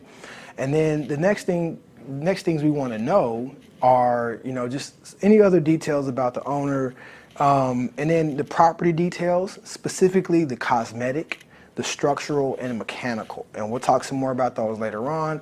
But so aside from really this person who owns this house, then we also have to find out and gather intelligence about the property itself. And then lastly, it's not really important for what we do in terms of wholesaling, but for other types of real estate deals, you also want to know the lender details. But any information that you have helps, and you want to get as much as you can. But and then also it will be helpful to know for the investors, because at the end of the day, you're getting a contract to simply to buy the property at a certain price. But you could also, maybe you have an investor who's willing to invest, maybe not at that price, but maybe with certain terms, and you could go back and understanding what's going on with their lenders and their loan details can help you figure out what those terms could be, and you could do something different as well. So yes, that is how we qualify the seller. And then lastly, some other things that is understanding that we want to meet people's needs. These are the basic human needs that people have. And if you can figure out what's going on in somebody's life, you can figure out how to meet their needs. Maybe they have a need for certainty. There's a lot of things going on in their life, and they're not sure what to do. And then you come in, your presence makes them feel certain. They're able to move and take action. Or maybe they need some uncertainty. Maybe they're tired of living on the same block for 30, 40 years, and they don't feel like putting the money in the house to fix it up. They'll be happy to freaking take this money that you offering them and tear their ass, and go to a new place and have some variety in their life. If you're presenting that and meeting that need, they'll take it. Maybe they have a need for growth or contribution, validation. Maybe everything is okay, but they needed somebody to come along and just be like, man, you know what, I see, or I'm sorry, maybe they know they're they have problems, right? But everybody they just feel like everybody's coming in trying to take advantage of their problems, and they're not. Hey, people ain't stupid, okay? Let's just get this. That's why I'm going through all this with you right now. People ain't stupid. Nobody's gonna sell you their home, for a discount, just for fun. Ain't nobody trying to take losses out here, and ain't nobody stupid. These people got these homes somehow. They worked, they saved, they invested, they did something. So nobody's going to be letting these things go like this. So, so here's this person that knows they have an issue. They've been getting contacted by other wholesalers and other investors, but they just feel like everybody's trying to take advantage of them. But you, on the other hand, are treating them with validation. You're treating them with respect. And you're like, man, I can see you've been working hard, man. Damn, because you could remember you listen to everything, right? You're not like everybody else. You've listened to everything. Like, wow. So you worked that hard. You went to the military and you served and you became a veteran and you were injured. Damn, you did all that to get this house. Man, you worked hard, right? And then it's unfortunate that you ran into this situation, but don't worry about it. Other people have been in this situation too. I can see how hard you work, and I want to make sure I treat you with the utmost respect and help you through this situation. That can be enough to get somebody to move and take action and do business with you because you treated them with respect, and recognition. Maybe it's love and connection. Like maybe they've been getting ignored for the past 20 years from their family, and you've come in and you've actually had a real conversation with them, and you got into a deep level with them and you've connected with them, and they're willing to do business with you. Or maybe you make them feel significant. Like, you know what, you do count. You sitting over here ignoring, going through this problem. Nah, I'm here to help you because you're important. And we got to make sure that you get taken care of and get you out of this situation. There's significance there. So, so solving the problem is one aspect of it. The other is meeting people's needs, okay? We got to meet people's needs. So here are some things that you're going to hear from a non-motivated seller, okay? Are you nuts? I'm not going to give you my property away. Hey, look, don't call me again. Stop sending me those letters. Do not go on my property.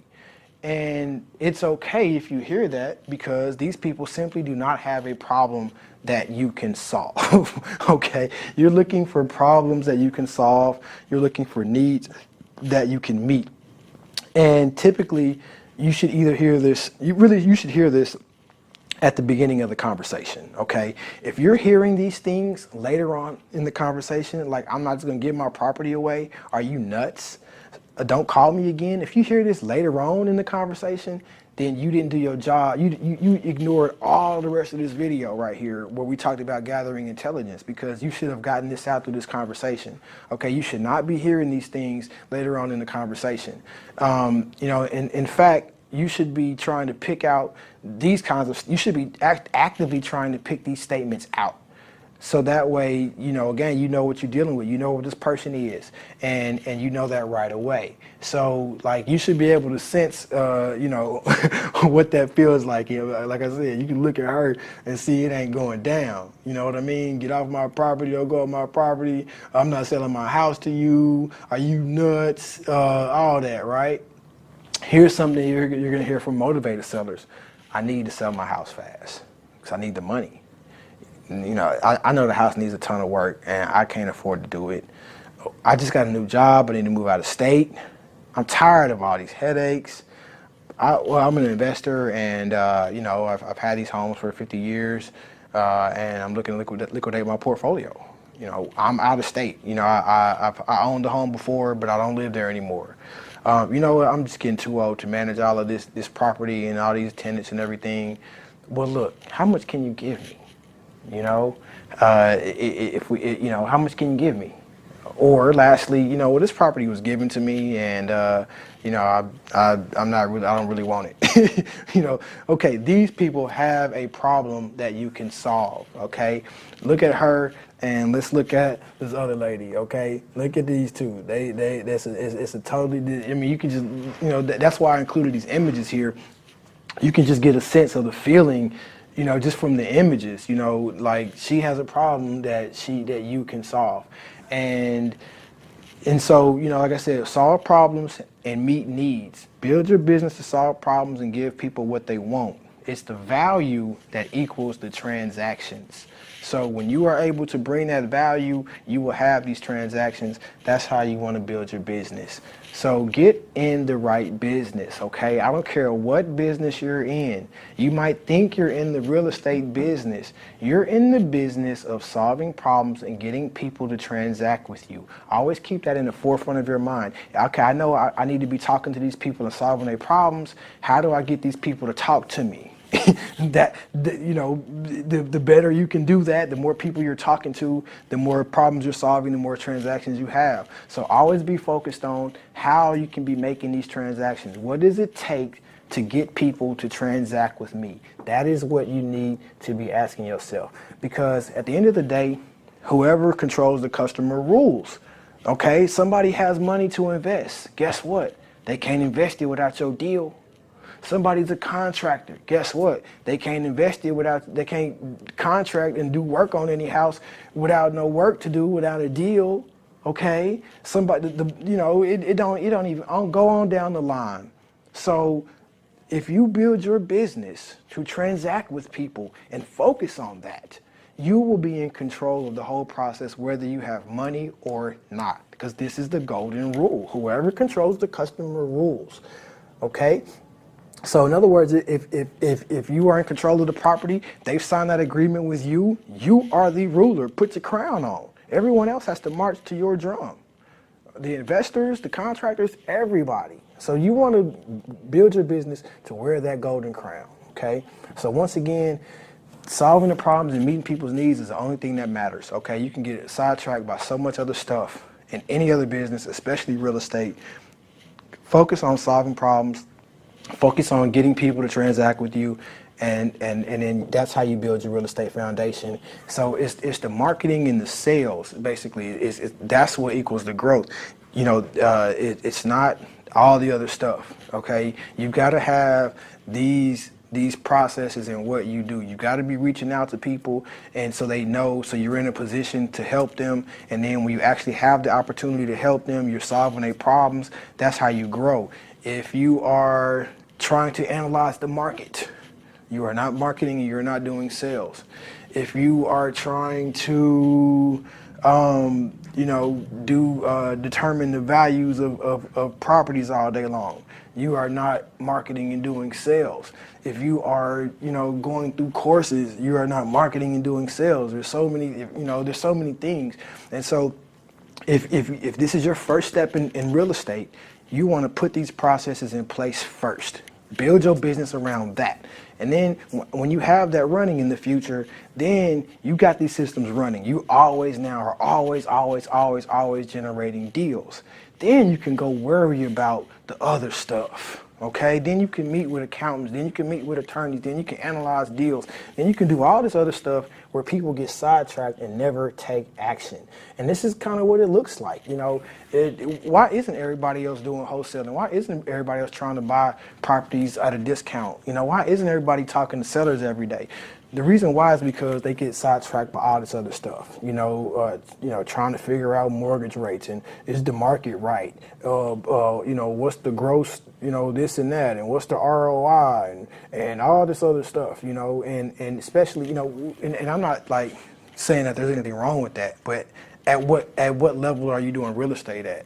If this is, there's so many people that have gotten sidetracked and never get started. There's so many people that have done a few deals, and they can't do more because they get analyzed by all the, paralyzed by all this analysis, and they just they get sidetracked. They get into so much other stuff instead of where on this picture right here is solving people's problems. It's not on this picture. And so if you're the one with the deal, you can let somebody else worry about all this other stuff because you're the one with the deal. All right. So here are the myths to avoid. There's not enough deals out there. There's plenty of deals out there because you got to understand people are at different places. There's different types of investors, different investors investing in different things, different wholesalers who wholesale different homes, all this kind of stuff. So there's a lot of, different types of deals. You'll get stuck with the property. You won't get stuck with the property Tell you right now, you're going to put some clauses in there that are going to protect yourself so that you don't get stuck with the property. That's a myth, okay? But also, if you're in jeopardy of getting stuck with the property, it's because you didn't do something right. Period. There's a couple places in that process where you didn't do something right, and so we're going to talk about that as well. Nobody will sell their house for that cheap. Straight up myth. You should know by now. We've talked about enough to understand that it's about solving people's problem. I don't have enough experience. Doesn't matter. Do you know enough? Do you have enough experience to solve the problem? That's all that counts. You don't have enough money? Do I have to answer that one? Okay, I'm glad I didn't. All right, you already know that the value is in your ability to solve problems. And I'm a realtor and I cannot invest in real estate. That is a myth, but I'll let the realtors go figure that out. Here are the 5 M's of real estate, okay? We talked about what people get so sidetracked on. Ultimately, there's only 5 M's, 5 things in real estate that you have to master to be a successful investor. So there are money, management, marketing, and maintenance. So the money is the deals to invest money into, money to fund the deals. Properties have to be managed, they have to be marketed, and they have to be maintained. But most people worry about the wrong M's, okay? That's all this, they worry about the wrong M's. And the wrong, so people who get overly wrapped up in the marketing and the management and the maintenance, what they are doing is they're turning their business into a job instead of having these systems that are running for them to do the important things, to separate their time and their money, okay? We're gonna focus on these things that allow us to make this income passively. And also, just understand, nowadays, you can change your definition of employee. It doesn't involve people anymore. Like there's for real, systems and technologies out here now that can make anyone a business owner. We can all afford to be business owners. We can all afford to have employees because our employees don't have to be people anymore. So, we want to focus on if we're focused on the right things and we build our business around that, there's plenty of other people to fill in all the other jobs and the roles. So that's how you get on this right side of this quadrant where the passive income is by focusing on the right things. So here are where people get stuck, okay?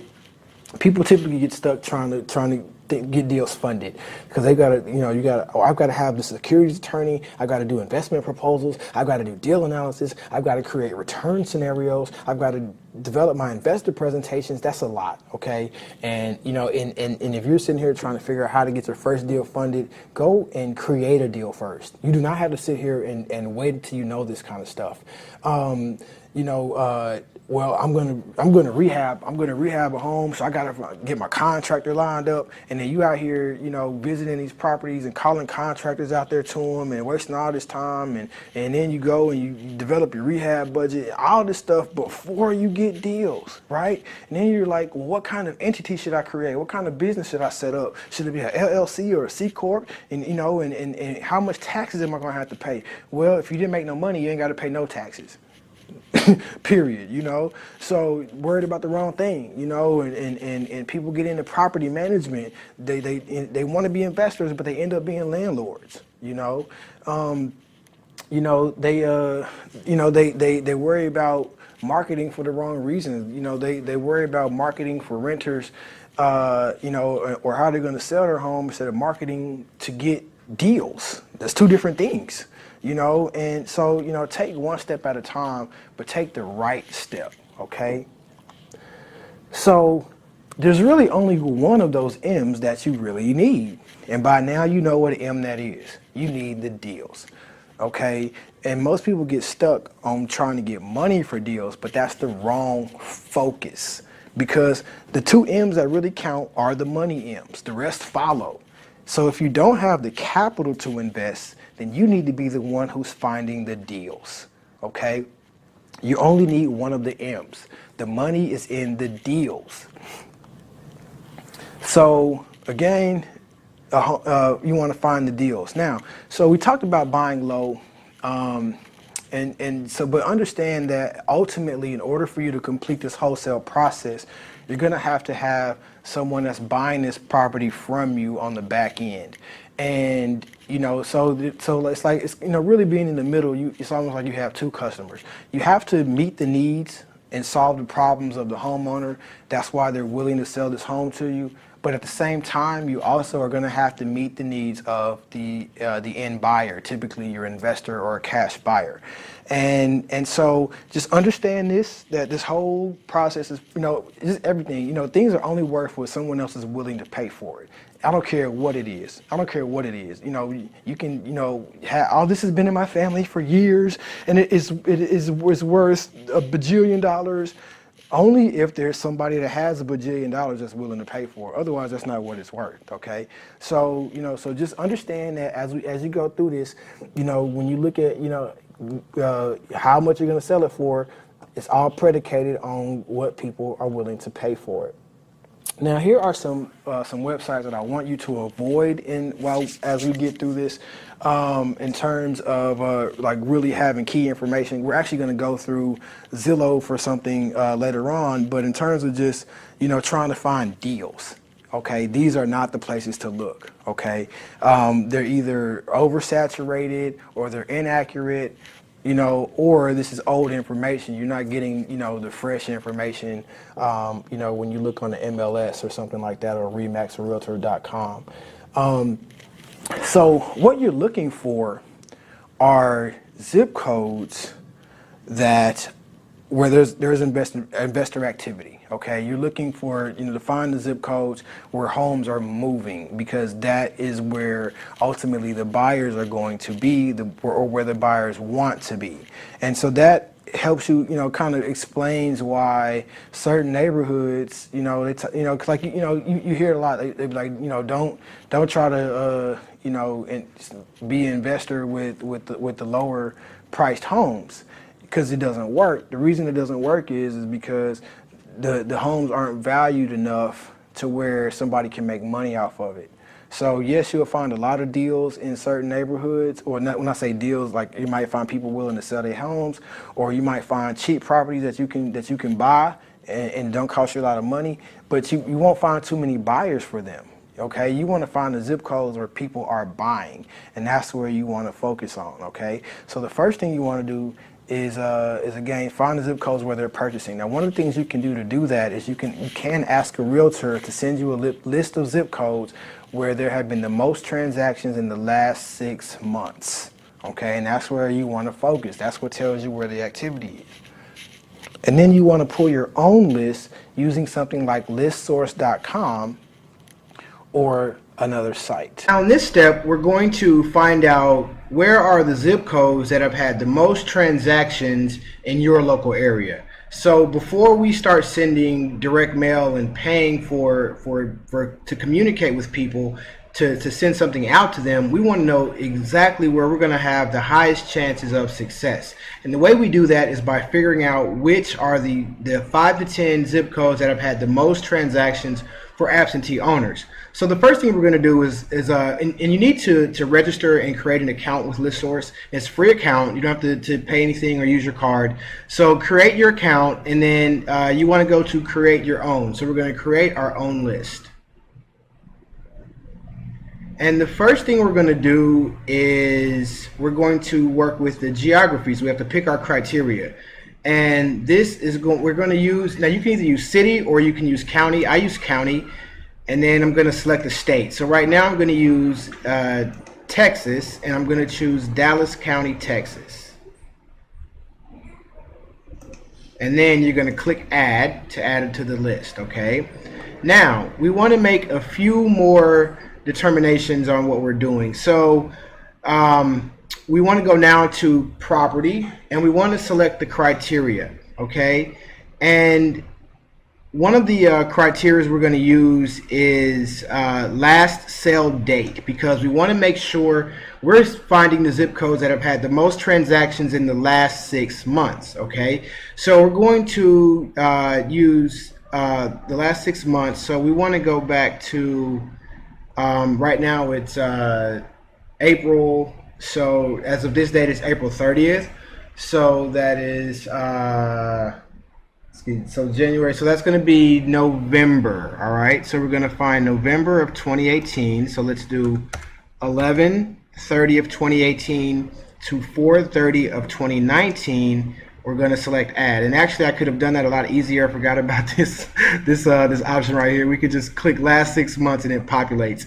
So it was actually October 30th to April 30th. So just click, make sure you just come down here to the preset selections, choose the last 6 months, and it's going to auto populate the date. All right, so now we want to just it's easier if you just click the tab, and then we're going to go back to property, and or could just use the drop down menu there. And so now we're going to go to property type. Okay, so find property type. There we go, property type. And we want to find absentee owners who are mostly for single family homes and up to a quadplex. We want to, right now, at least at this point in time, we're looking for residential owners. So we're going to click add. And so in other words, you can also use this to find apartment owners as well, because it has all these types of selections here. So we're going to pick multifamily, duplex, triplex, and actually let's take that multifamily off, because that's going to be that is going to be apartments. And so for right now we're just doing single family residences. Okay, and then let's find the residential quadplex, residential quad. So now we have all of these selections that we need as far as property type. And then demographics, let's go to the demographics tab.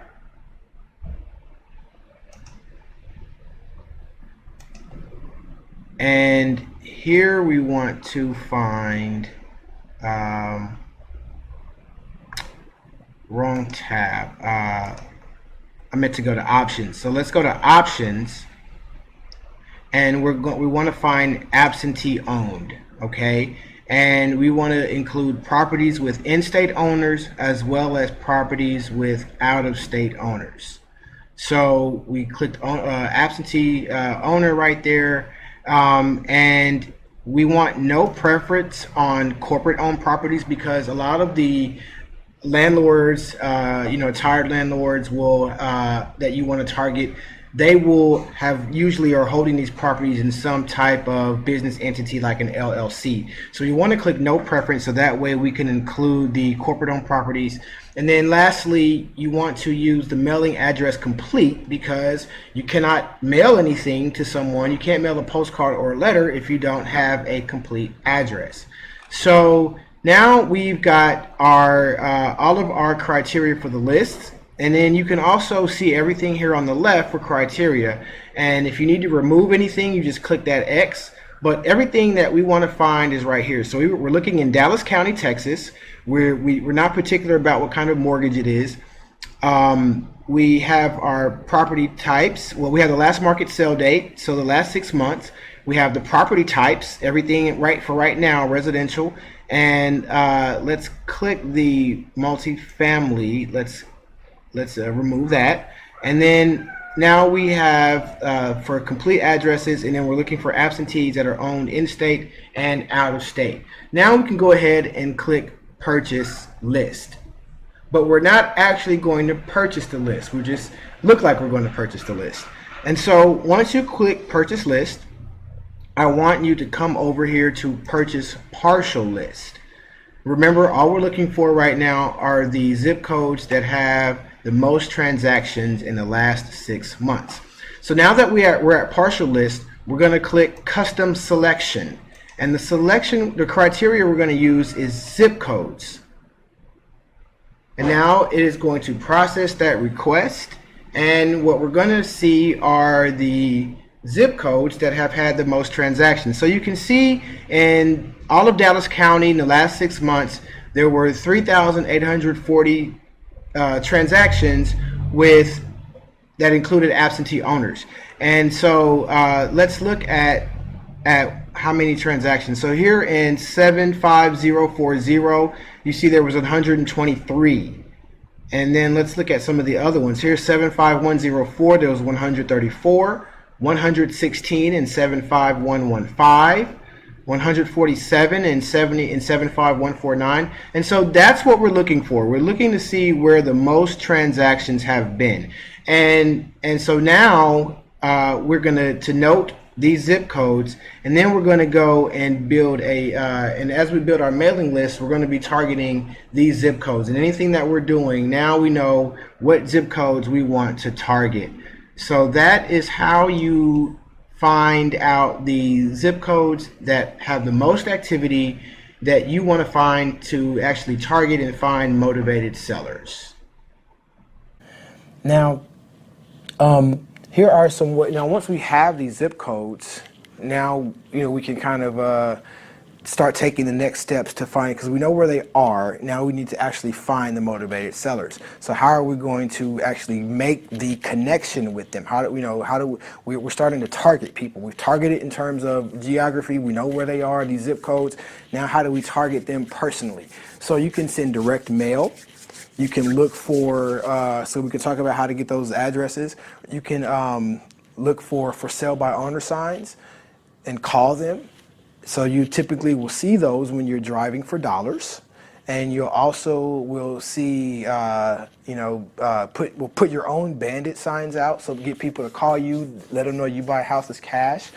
You can also look at online real estate auctions, and then also internet leads. And so in this presentation here, in this video here, I'm basically talking about the tried and true traditional methods. I'm going to show you how to automate this process, how to use the internet, how to do all of this in the next video.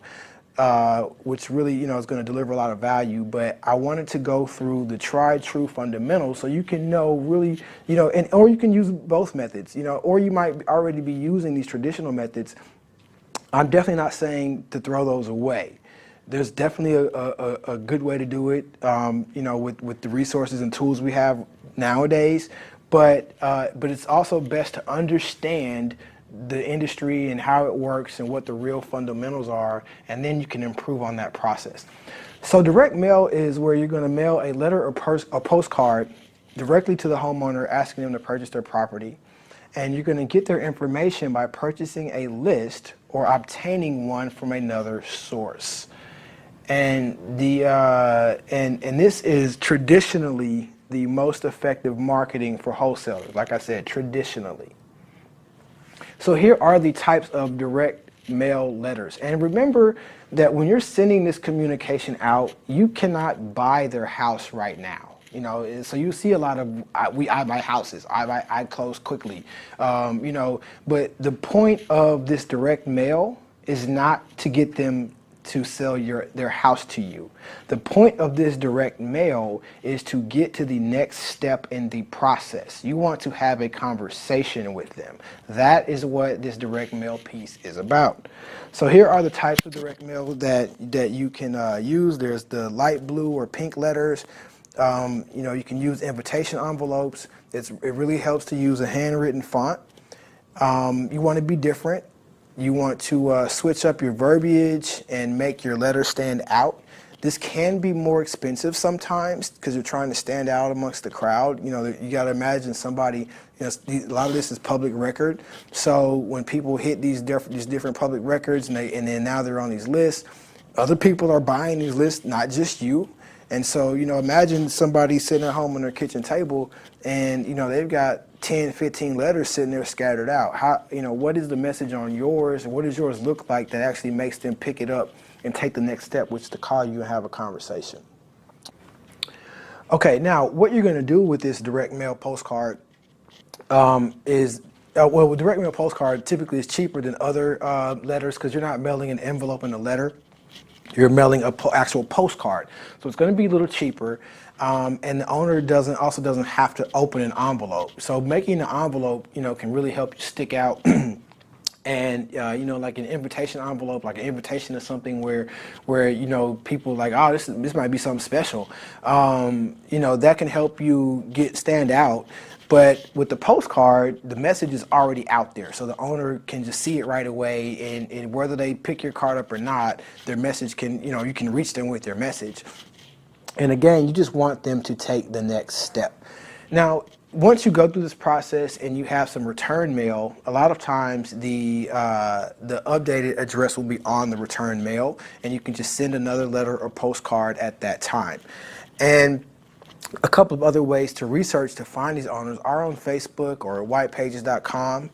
And also, when you do get return mail, a lot of times that actually is a good source for leads, because other investors, if the return address wasn't on there, now they have to go and try to find it, by skip tracing or something like that. And they just simply don't want to go through the effort of doing that. And you can skip trace people using these resources, TLO.com, Accurate, and then also find the seller. Now, there are a lot of ways to find deals in terms of types of lists. And so this is not totally comprehensive, but it is a good list to identify where you can be getting this information from.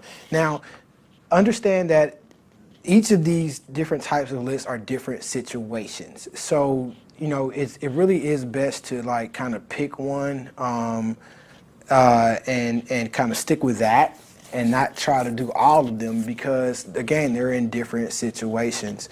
So for example, somebody who's on a pre-foreclosure list, who's in danger of losing their home because they haven't paid their mortgage, is a totally different person than someone that has health code violations, because the health code violations is a landlord, number one. So they're not necessarily behind on their bills, they're just not keeping their property up. So it's a landlord versus a different type of homeowner. They're in different situations, in the same, just kind of, they're in different places. It's not going to, it's not speaking them take pre-foreclosure or eviction notices. Like, this person is not in danger of being evicted, or losing their home. So just that hurry up and come on, sell your home, talk, hurry up, we can close fast. It's not going to get through to them. Somebody who is on a probate list where somebody has passed away and they're going through some kind of family situation, possibly. That's completely different from somebody who's delinquent on their taxes. So again, so just understand that when you go to these different lists, it's going to be a different type of person. It's going to be a different message. You might choose a different way to get in contact with them, and you might say and do something different. But if you just kind of just take this approach and send the same thing to everybody, then you won't be effective with anybody. So here are just some quick definitions. Like I said, there is a glossary, but just as quick definitions. An absentee owner is someone who owns a property but does not live in the property. Free and clear, you'll hear that a lot. That's somebody who owns their home and they do not have a mortgage. It's already paid off. They're free and clear of any mortgages. Probate is someone who inherited a property, someone passed away, and their assets went through the court system, and it went to, the court determined whose heirs there were, or maybe they had a will and trust set up, and somebody received these assets through that process. Obviously, a fire damage is a property that has been in a fire. Pre-foreclosure is the status of a property in the early stages of being repossessed due to outstanding mortgage payments. And then you have your tax delinquent, people who have not paid their property taxes. How do I get a list? You can find an investor-friendly realtor. They will give you an absentee owner or pre-foreclosure list, and I absolutely recommend that you find an investor-friendly realtor. They can be of immense value to you. You can go to the county's tax department and the tax assessor's office, and you can get a tax delinquent list. You can go to the county courthouse and get a probate list. And then melissadata.com, listsource.com, and usleadlist.com are all places where you can get absentee owner lists as well. Now, the tax delinquent list, you can find your county tax department. You can call or visit the office and request the tax delinquent list. And if they don't really they're not really sure what you're talking about, just say, hey, can I find a list of all the properties in that county that are behind on their taxes? Because that's public information, and that way you can get that. And then same thing with the probate list. In certain counties, you may have to go down to the county courthouse. Others have it online at this point, but you go to the service desk, ask for the probate office, and there may be a book with all the probate files. And then, or they might have like this computer terminal set up where you can do research and see what's there. And if there are properties there, you want to write down the probate attorney's name, email, and phone number, and then you want to contact that attorney. And if in any event that attorney is not responsive, stay on it and keep after them until they respond or until you get in contact with them. Now, if you find that you need help to do some of this, please, in this whole, do not be shy in real estate. Like people are easy to talk to in real estate, or like at the county courthouse, it's their job to help you, and they will help you. They like to help you. They like people who ask questions. A lot of times they're sitting, behind the computer, and they, they like when they can get up and talk and take a walk around the office and show you something that you didn't know before. So by all means, help. All right, now you got a list of buyers. Now what do? Okay, now we want to send direct mail letters to the owners of the property. Okay, and I actually have some examples of those, so you can find the link in the description below. And then you want to send them a letter every 5 to 7 weeks. Okay, and you want to send at least one letter every 5 to 7 weeks. You want to really be in contact with them on a regular basis, so they can start to get you, and being consistent is going to help them to separate you from the other letters. Everybody's not going to respond right away. Some people are going to be seeing, are going to wait before they do something about their issues.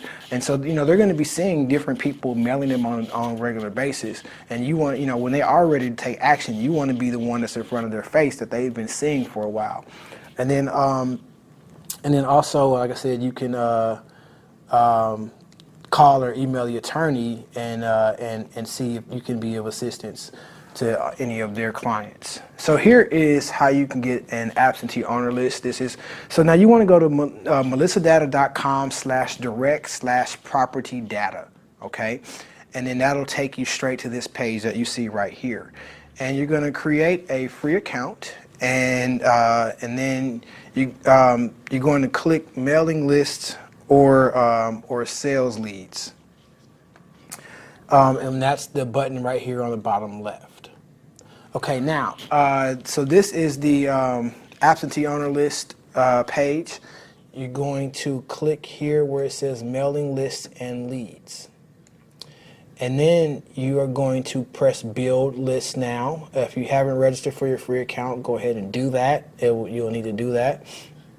And then once you get in, you're going to press absentee/owner type. Okay. And then you are going to click on property. You're going to click last sale. Okay. And you want to go back. Your most recent date is going to be 10 years from now. We're looking for people, who have possibly been in their homes for a while, and and they're motivated to get out. So we're going to go from like 50 or 60 years from now, all the way up to 10 years ago. Okay, and then here you'll see how many homes they have that fit that criteria, or property owners that fit that criteria, and then the cost of those leads. So this is maybe about 11 cents a lead, something like that. And then you're going to click purchase, and it'll take you to the checkout page. And so after I made my changes, this was the like I said, about 11 cents a lead, 550 leads for $60.50. So now, all right, so now I've got a list. Now what? All right. So now you can send that yellow letter or postcard out to the property owner. And it also helps sometimes to send the postcard first, so that way you know what addresses are correct. Because if you get a return address, then obviously that was the wrong address that you had initially. So once you send these out at first, let's say you send the first one out, and then 4 or 5 weeks later, you can now start sending the letters in the envelopes that look a little bit nicer because you know that these are accurate addresses. And handwritten font is the best. And then you want to use envelopes that are going to help you get higher open rates. You want people to open your mail and they're constantly receiving it, so you want to stand out.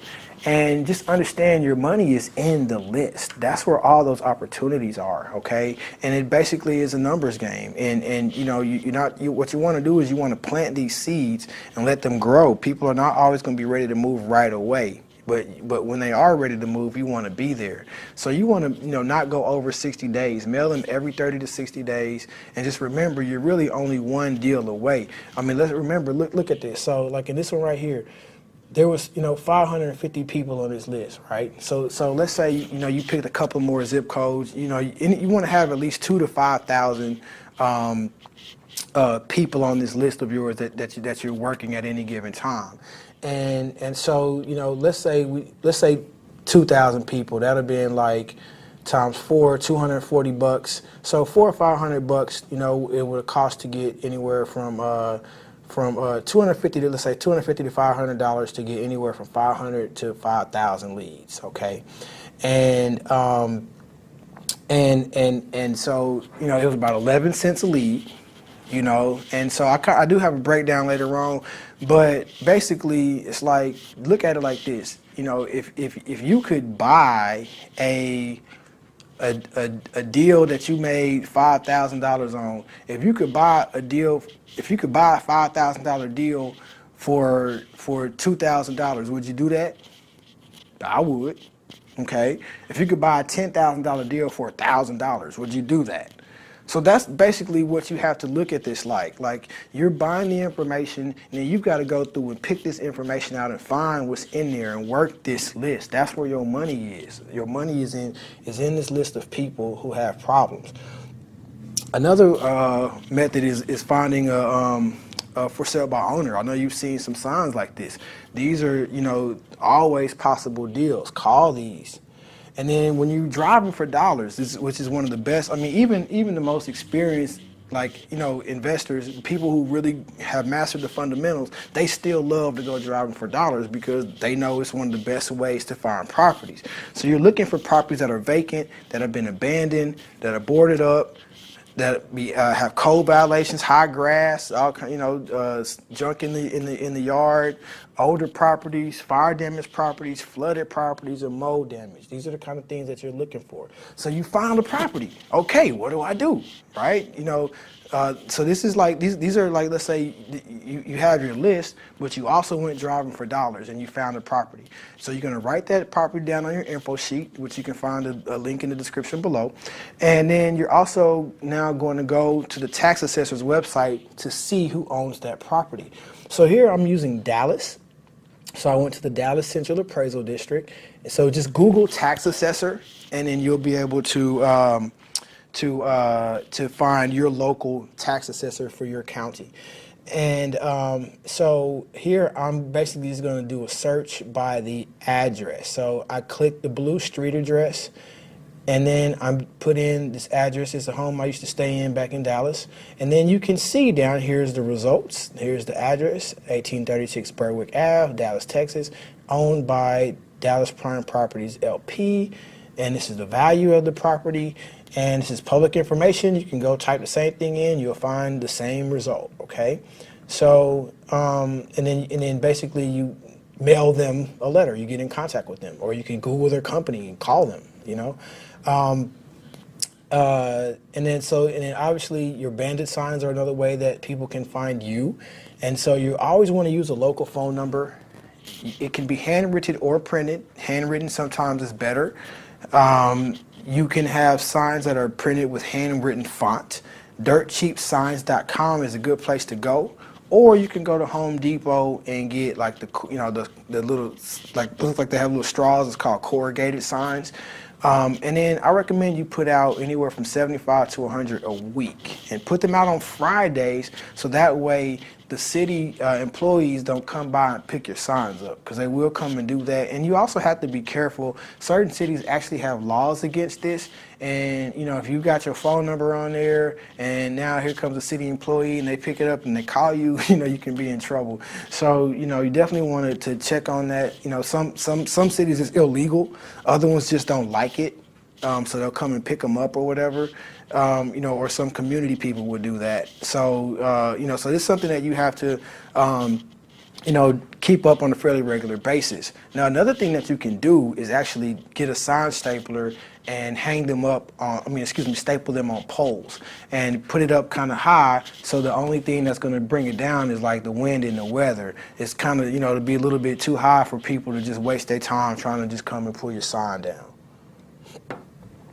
And then you can also post the leads on the internet. So you can let people know on Facebook that you buy houses, you know, and offer referral bonuses, referral fees for people bringing you deals.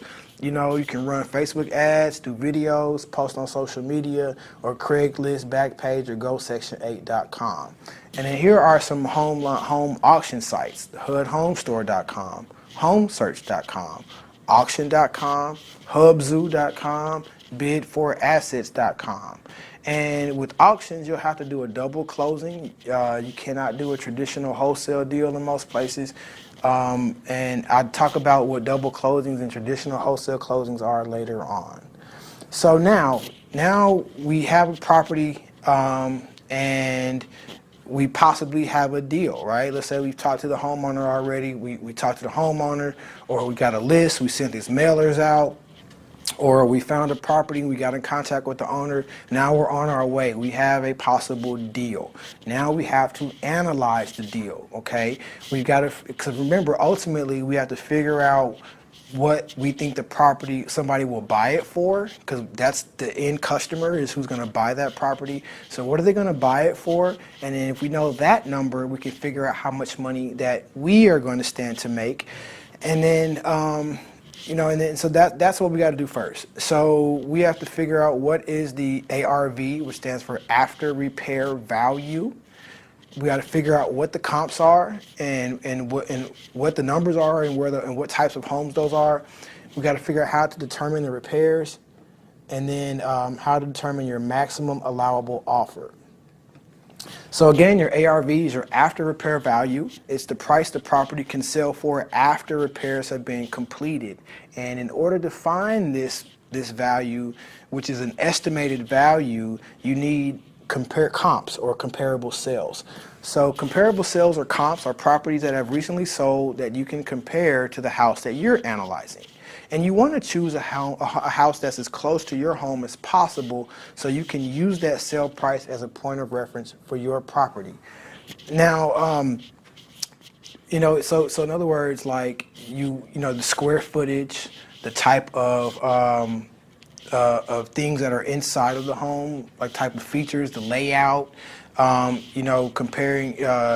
You know, you want to be careful not to cross major intersections. So, because typically those are like different developments, different subdivisions, so they have some differences, and it's going to matter. So if there's a major street, you want to basically pick the homes like kind of basically in the same neighborhood, like the way that the city is planned out. You know, when you cross the major street, sometimes that's a different like subdivision. You know, so you want to stick with the group of homes that are going to be most similar.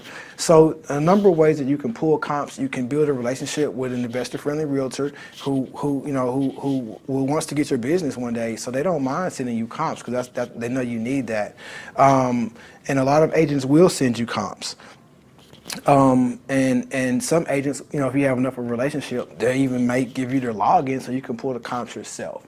Now, you can find agents all over the place, but Facebook, Home Search, and Zillow are great places to find agents. So again, I talked about, you know, what the criteria of those comps are. You know, you're looking for the same square footage. Like if a home is, you know, is like 500 square feet more than your home, it's probably a different type of home. So, you know, it's just gonna be made out of different materials, you know, different quality of work, different finishings on the inside, all this kind of stuff.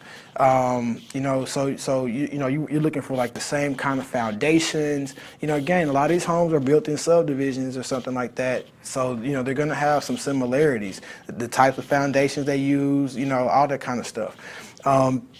You want the data on the properties that have been sold only 12 months prior. So like in the last year, you want to look for sales that have occurred in the last year, and you want at least 2 to 3 comps. The more you have, the better, but 1 comp is okay. And I'll give you kind of a secret sauce on what you're looking for. So we're going to go to Zillow and type in the address and do a search. It's going to bring you to a map like this. You're going to close this map out, and that's going to leave you with this map here, okay? And then we're going to go to listing type. We're looking for the recently sold. And then, well, actually, the recently sold isn't in there the same way anymore. It kind of automatically updates it, and it'll tell you the date that it was sold. So you remember, we're looking for homes that have sold in the past year, and you can look here and see that the dates of where they were sold, so you don't have to actually use the recently sold tab. So now we're going to go and we're going to click on beds, and you're going to select the number of bedrooms that are in the home that you're analyzing. And then we're going to click on the More tab. And then, so here's the More tab. Click on More, and we're going to put in, give the square footage range, so it can, and then also the sold in the last, and that's where the recently sold tab has moved to. You go on the More tab, and now you put in that filter for the last 12 months, and then you click Done. And now you can find your results, okay? And now you found comps, you found some homes. So now what do? Well, what you want to do now is you basically want to take the average of all the sales prices, okay? This is like the quick method. You want to take the average of all the sales prices.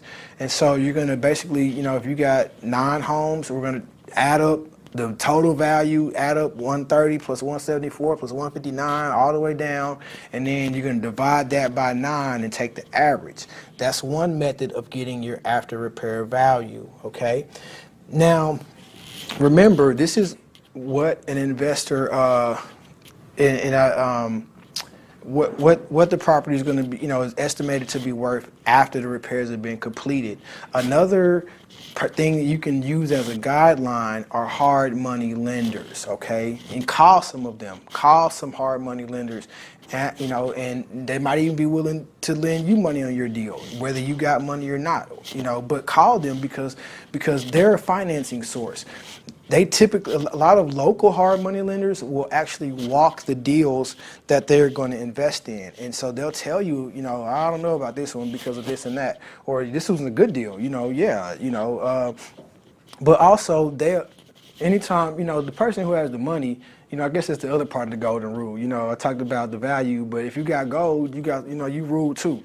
So, and a lot of investors who get money quickly are getting it from hard money lenders. And so hard money lenders are going to have their own set of guidelines. So that's one real good resource to figure out, just about how you can be getting, estimating values on these homes and being accurate. It's just by talking to hard money lenders and people that, and private lenders, people that loan money, and other investors, hey, what do you invest in? How, what do you pay for? What do you, what are the deal killers? What has to be there? And that'll really help you figure out the values. Now, okay, so estimating repairs.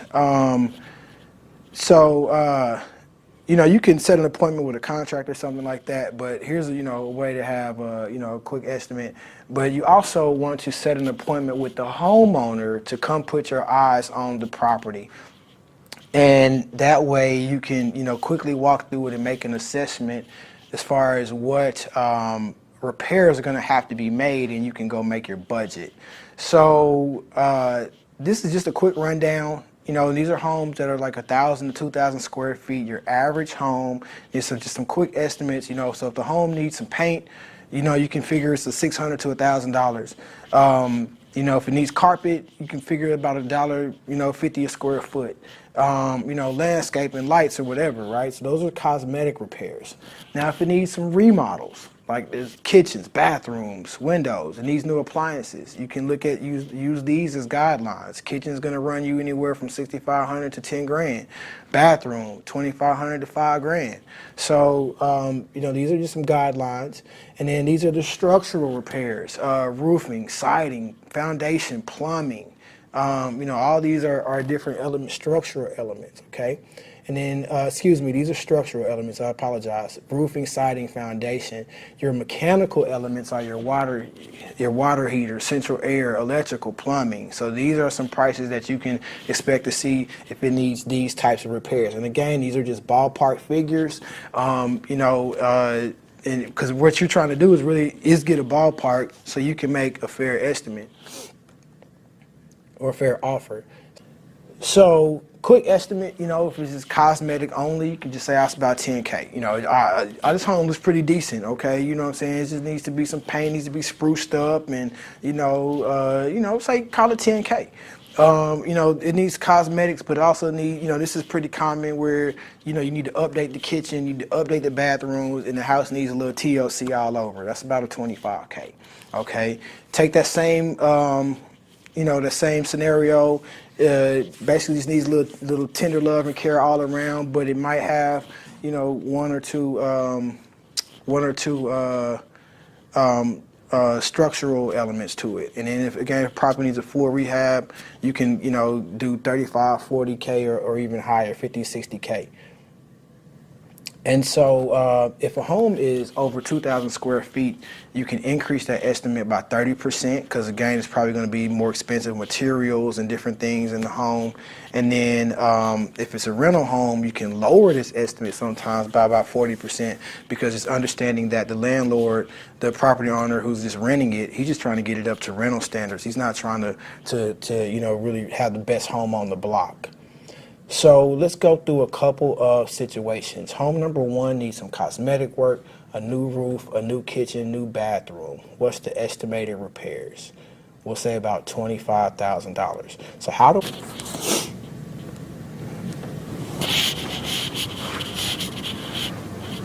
All right, your maximum allowable offer is now you're going to put all this information together, and you need to figure out what is the maximum I can offer for this home. Okay, so basically you're gonna take your after repair value times 70%. Okay, minus the repairs, minus your fee, and that's gonna give you your maximum allowable offer, your MAO. Okay, and the assignment fee is what you charge for finding the deal. So let's say that you figure this home can be worth $100,000 after it's repaired. Okay, you're going to multiply that times 0.70, minus $20,000 for repairs, minus $10,000 for your assignment fee. And apologize for the shift, we got a little off there.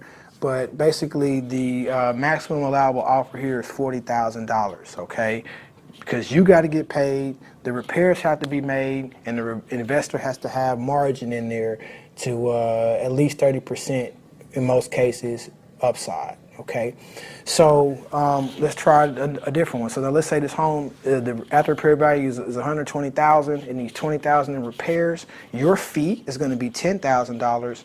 What's the maximum allowable offer? Okay, so you can just run that equation and do that again. Follow this equation, you'll get something close to that. Do the same thing with some different numbers. All right. So take the 150 ARV minus 25,000, or times 70%, minus 25,000, minus another 15,000 for your fee. The MAO will be 65,000. So again, and here's another example. Now this one is for landlords, for people who tend to be buy and hold investors.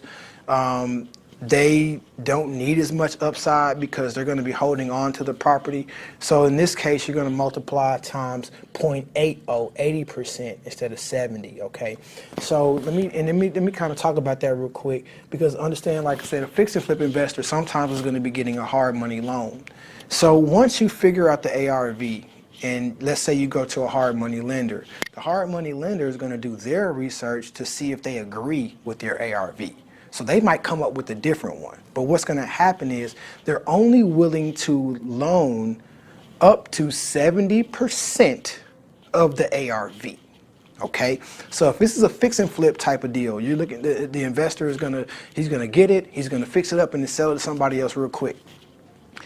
He needs at least 30% in the deal. He can only borrow 70% of the money. Okay, even if he's saying he's going to get cash and close quickly, he still might be getting that money from a hard money lender, and so he's only going to be be able to have 70% of the ARV. Whereas a person who's a buy and hold, they might be willing to pay a little bit more, and so you can use 80%. So that's kind of, like I just said, a rental property investor is willing to pay a little bit more for the property than the fix and flip because the repairs are cheaper and they just really want to make the property livable so, they can rent it out. And so, they usually try to repair it for under 10K, and then, and obviously there's your assignment fee there, okay? So here's just again is a difference between the maximum allowable offer for a fix and flip versus a buy and hold. The fix and flip is 70%. You multiply the ARV times 0.70 minus repairs minus your fee equals your MAO. Buy and hold, you're going to multiply times 80%, 0.80 minus repairs minus the assignment fee equals your maximum allowable offer. Okay, and your assignment fee, man, look, this is where you have some room. This is where you make your money, but this is also where you can lose deals by trying to be greedy. If you make your money, if you made $1,000, it's still a win. Get this property to move. Don't not make money trying to make too much. Okay, go ahead and get the property to move, and that's where you can be flexible in how you negotiate. Okay. So here's some great tips for getting started. Number one, take action. Get comfortable being uncomfortable. All right, you really pretty much know what it takes to do this process at this point. Go ahead and just start doing it and really focus on solving the problems because it takes a lot of pressure off of you. You don't have to be the expert. You don't have to have the money. Focus on the person. It gets you out of your mind where you have insecurities and it gets you focused on other people. Okay, and also focus on solving the problem of, in terms of your business. Take action on solving people's problems. Don't get too wrapped up in, learning all this other stuff about real estate. Learn how to solve people's problems. And remember that what we're talking about is the foundation of all real estate deals. So if you master this, you will always be a successful real estate investor. Okay, this is where all deals begin. You might move up to different levels of doing real estate, but at the end of the day, you always need deals. So, so this is what you want to master first. So focus on your business on what really counts. Work your farm and harvest your list. You want to basically look at your list, these areas, these zip codes like farms. So you're going to send out these direct mails and postcards. You're planting these seeds, and then, you need a couple seasons, a season or so for the farm to develop its fruit. And so, you can pick it out. And when people feel, start seeing you, they get familiar with you. Maybe you can help me. And feel good about what you're doing with this because, again, it's not about getting people to sell their house to you so you can sell it to somebody else. It's about solving people's problems, and you can feel good about doing that. So and have the confidence that all of this starts with you. Again, you don't need investors and validation. All of this starts with you. Have confidence in that. Go to biggerpockets.com. You can get questions answered there. You can also meet buyers and other people in the industry and get to know people in the industry. And don't be afraid to copy and steal. Give people credit. You know what I'm saying? Like, shout out to the Dominique effect. You know what I'm saying? It was a big inspiration for me making this. And then And then also have process over goals. You know, you're going to figure out what your goals are, but what is that process that you need to put in place to take you to that goal? That's what you need to figure out, all right? So, you know, imagine what a day would be like, you know, what you'd be doing, not just the goal you want, but like what would you have to do throughout your day to get to these goals? Is it making, you know, calls from sellers? We talked about acting, you know, as if, like modeling what you want to be like, you know, putting that into your life. And remember, imperfect action is better than waiting for perfection. Just go ahead and make the mistakes. Embarrassment don't cost you nothing. Follow everybody on social media that's in real estate. Like learn, right? But don't get stuck learning. Act. Contact realtors and you know, ask them information. They are great sources of information. You're gonna hear no a lot. You want to have a prospector's mentality. And when I say prospector, like back in the days when it was the gold rush in California, you know, and you had the guys that had the pan and they was picking the dirt up and they'll shake all the dirt out and try to find a gold nugget. Or they was holding the pan, letting all this water pass through the pan, trying to trap a gold nugget. You want to have the same mentality. They know that I got to pick up this dirt and shake it all out. There's not a gold nugget in every single time. My job is to shake this dirt out. Is to weed everybody out, find out what is and what ain't. And you want to have that mentality. You don't want to be, oh, is this a deal? Is this a deal? No, you want to, you know, just understand that, hey, I need to be flowing through as many opportunities as possible so I can find out where the yeses are and where the nos are. Okay.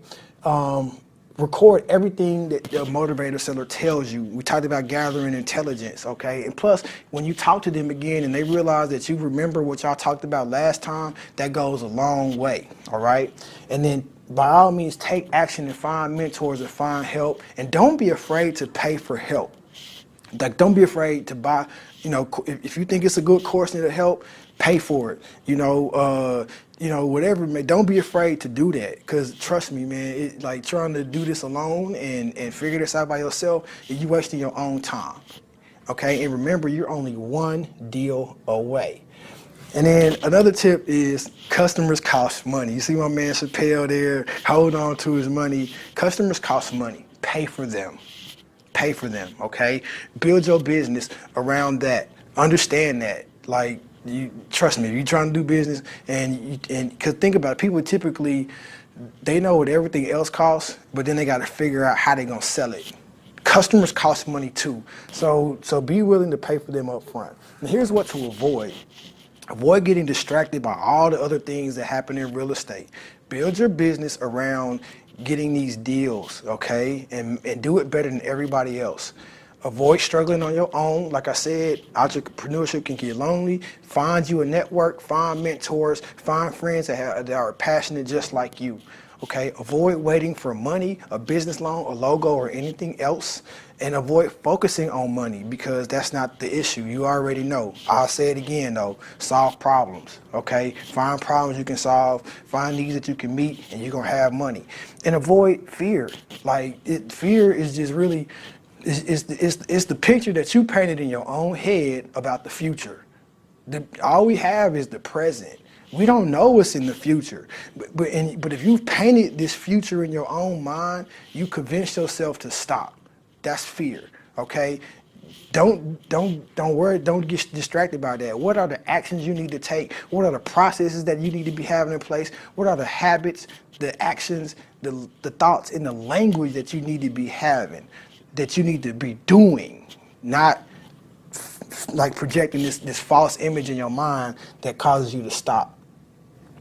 So now, how do we get these properties for pennies on the dollar? Now, this is just to show you, these are some of the courses that I've taken back in the day. Like I said, I'm doing this video and walking y'all through this because I've been down this road trying to learn. I've been through all the courses. I've been to the gurus. Like, I've been through it. So, you know, so I want to save you a lot of that journey.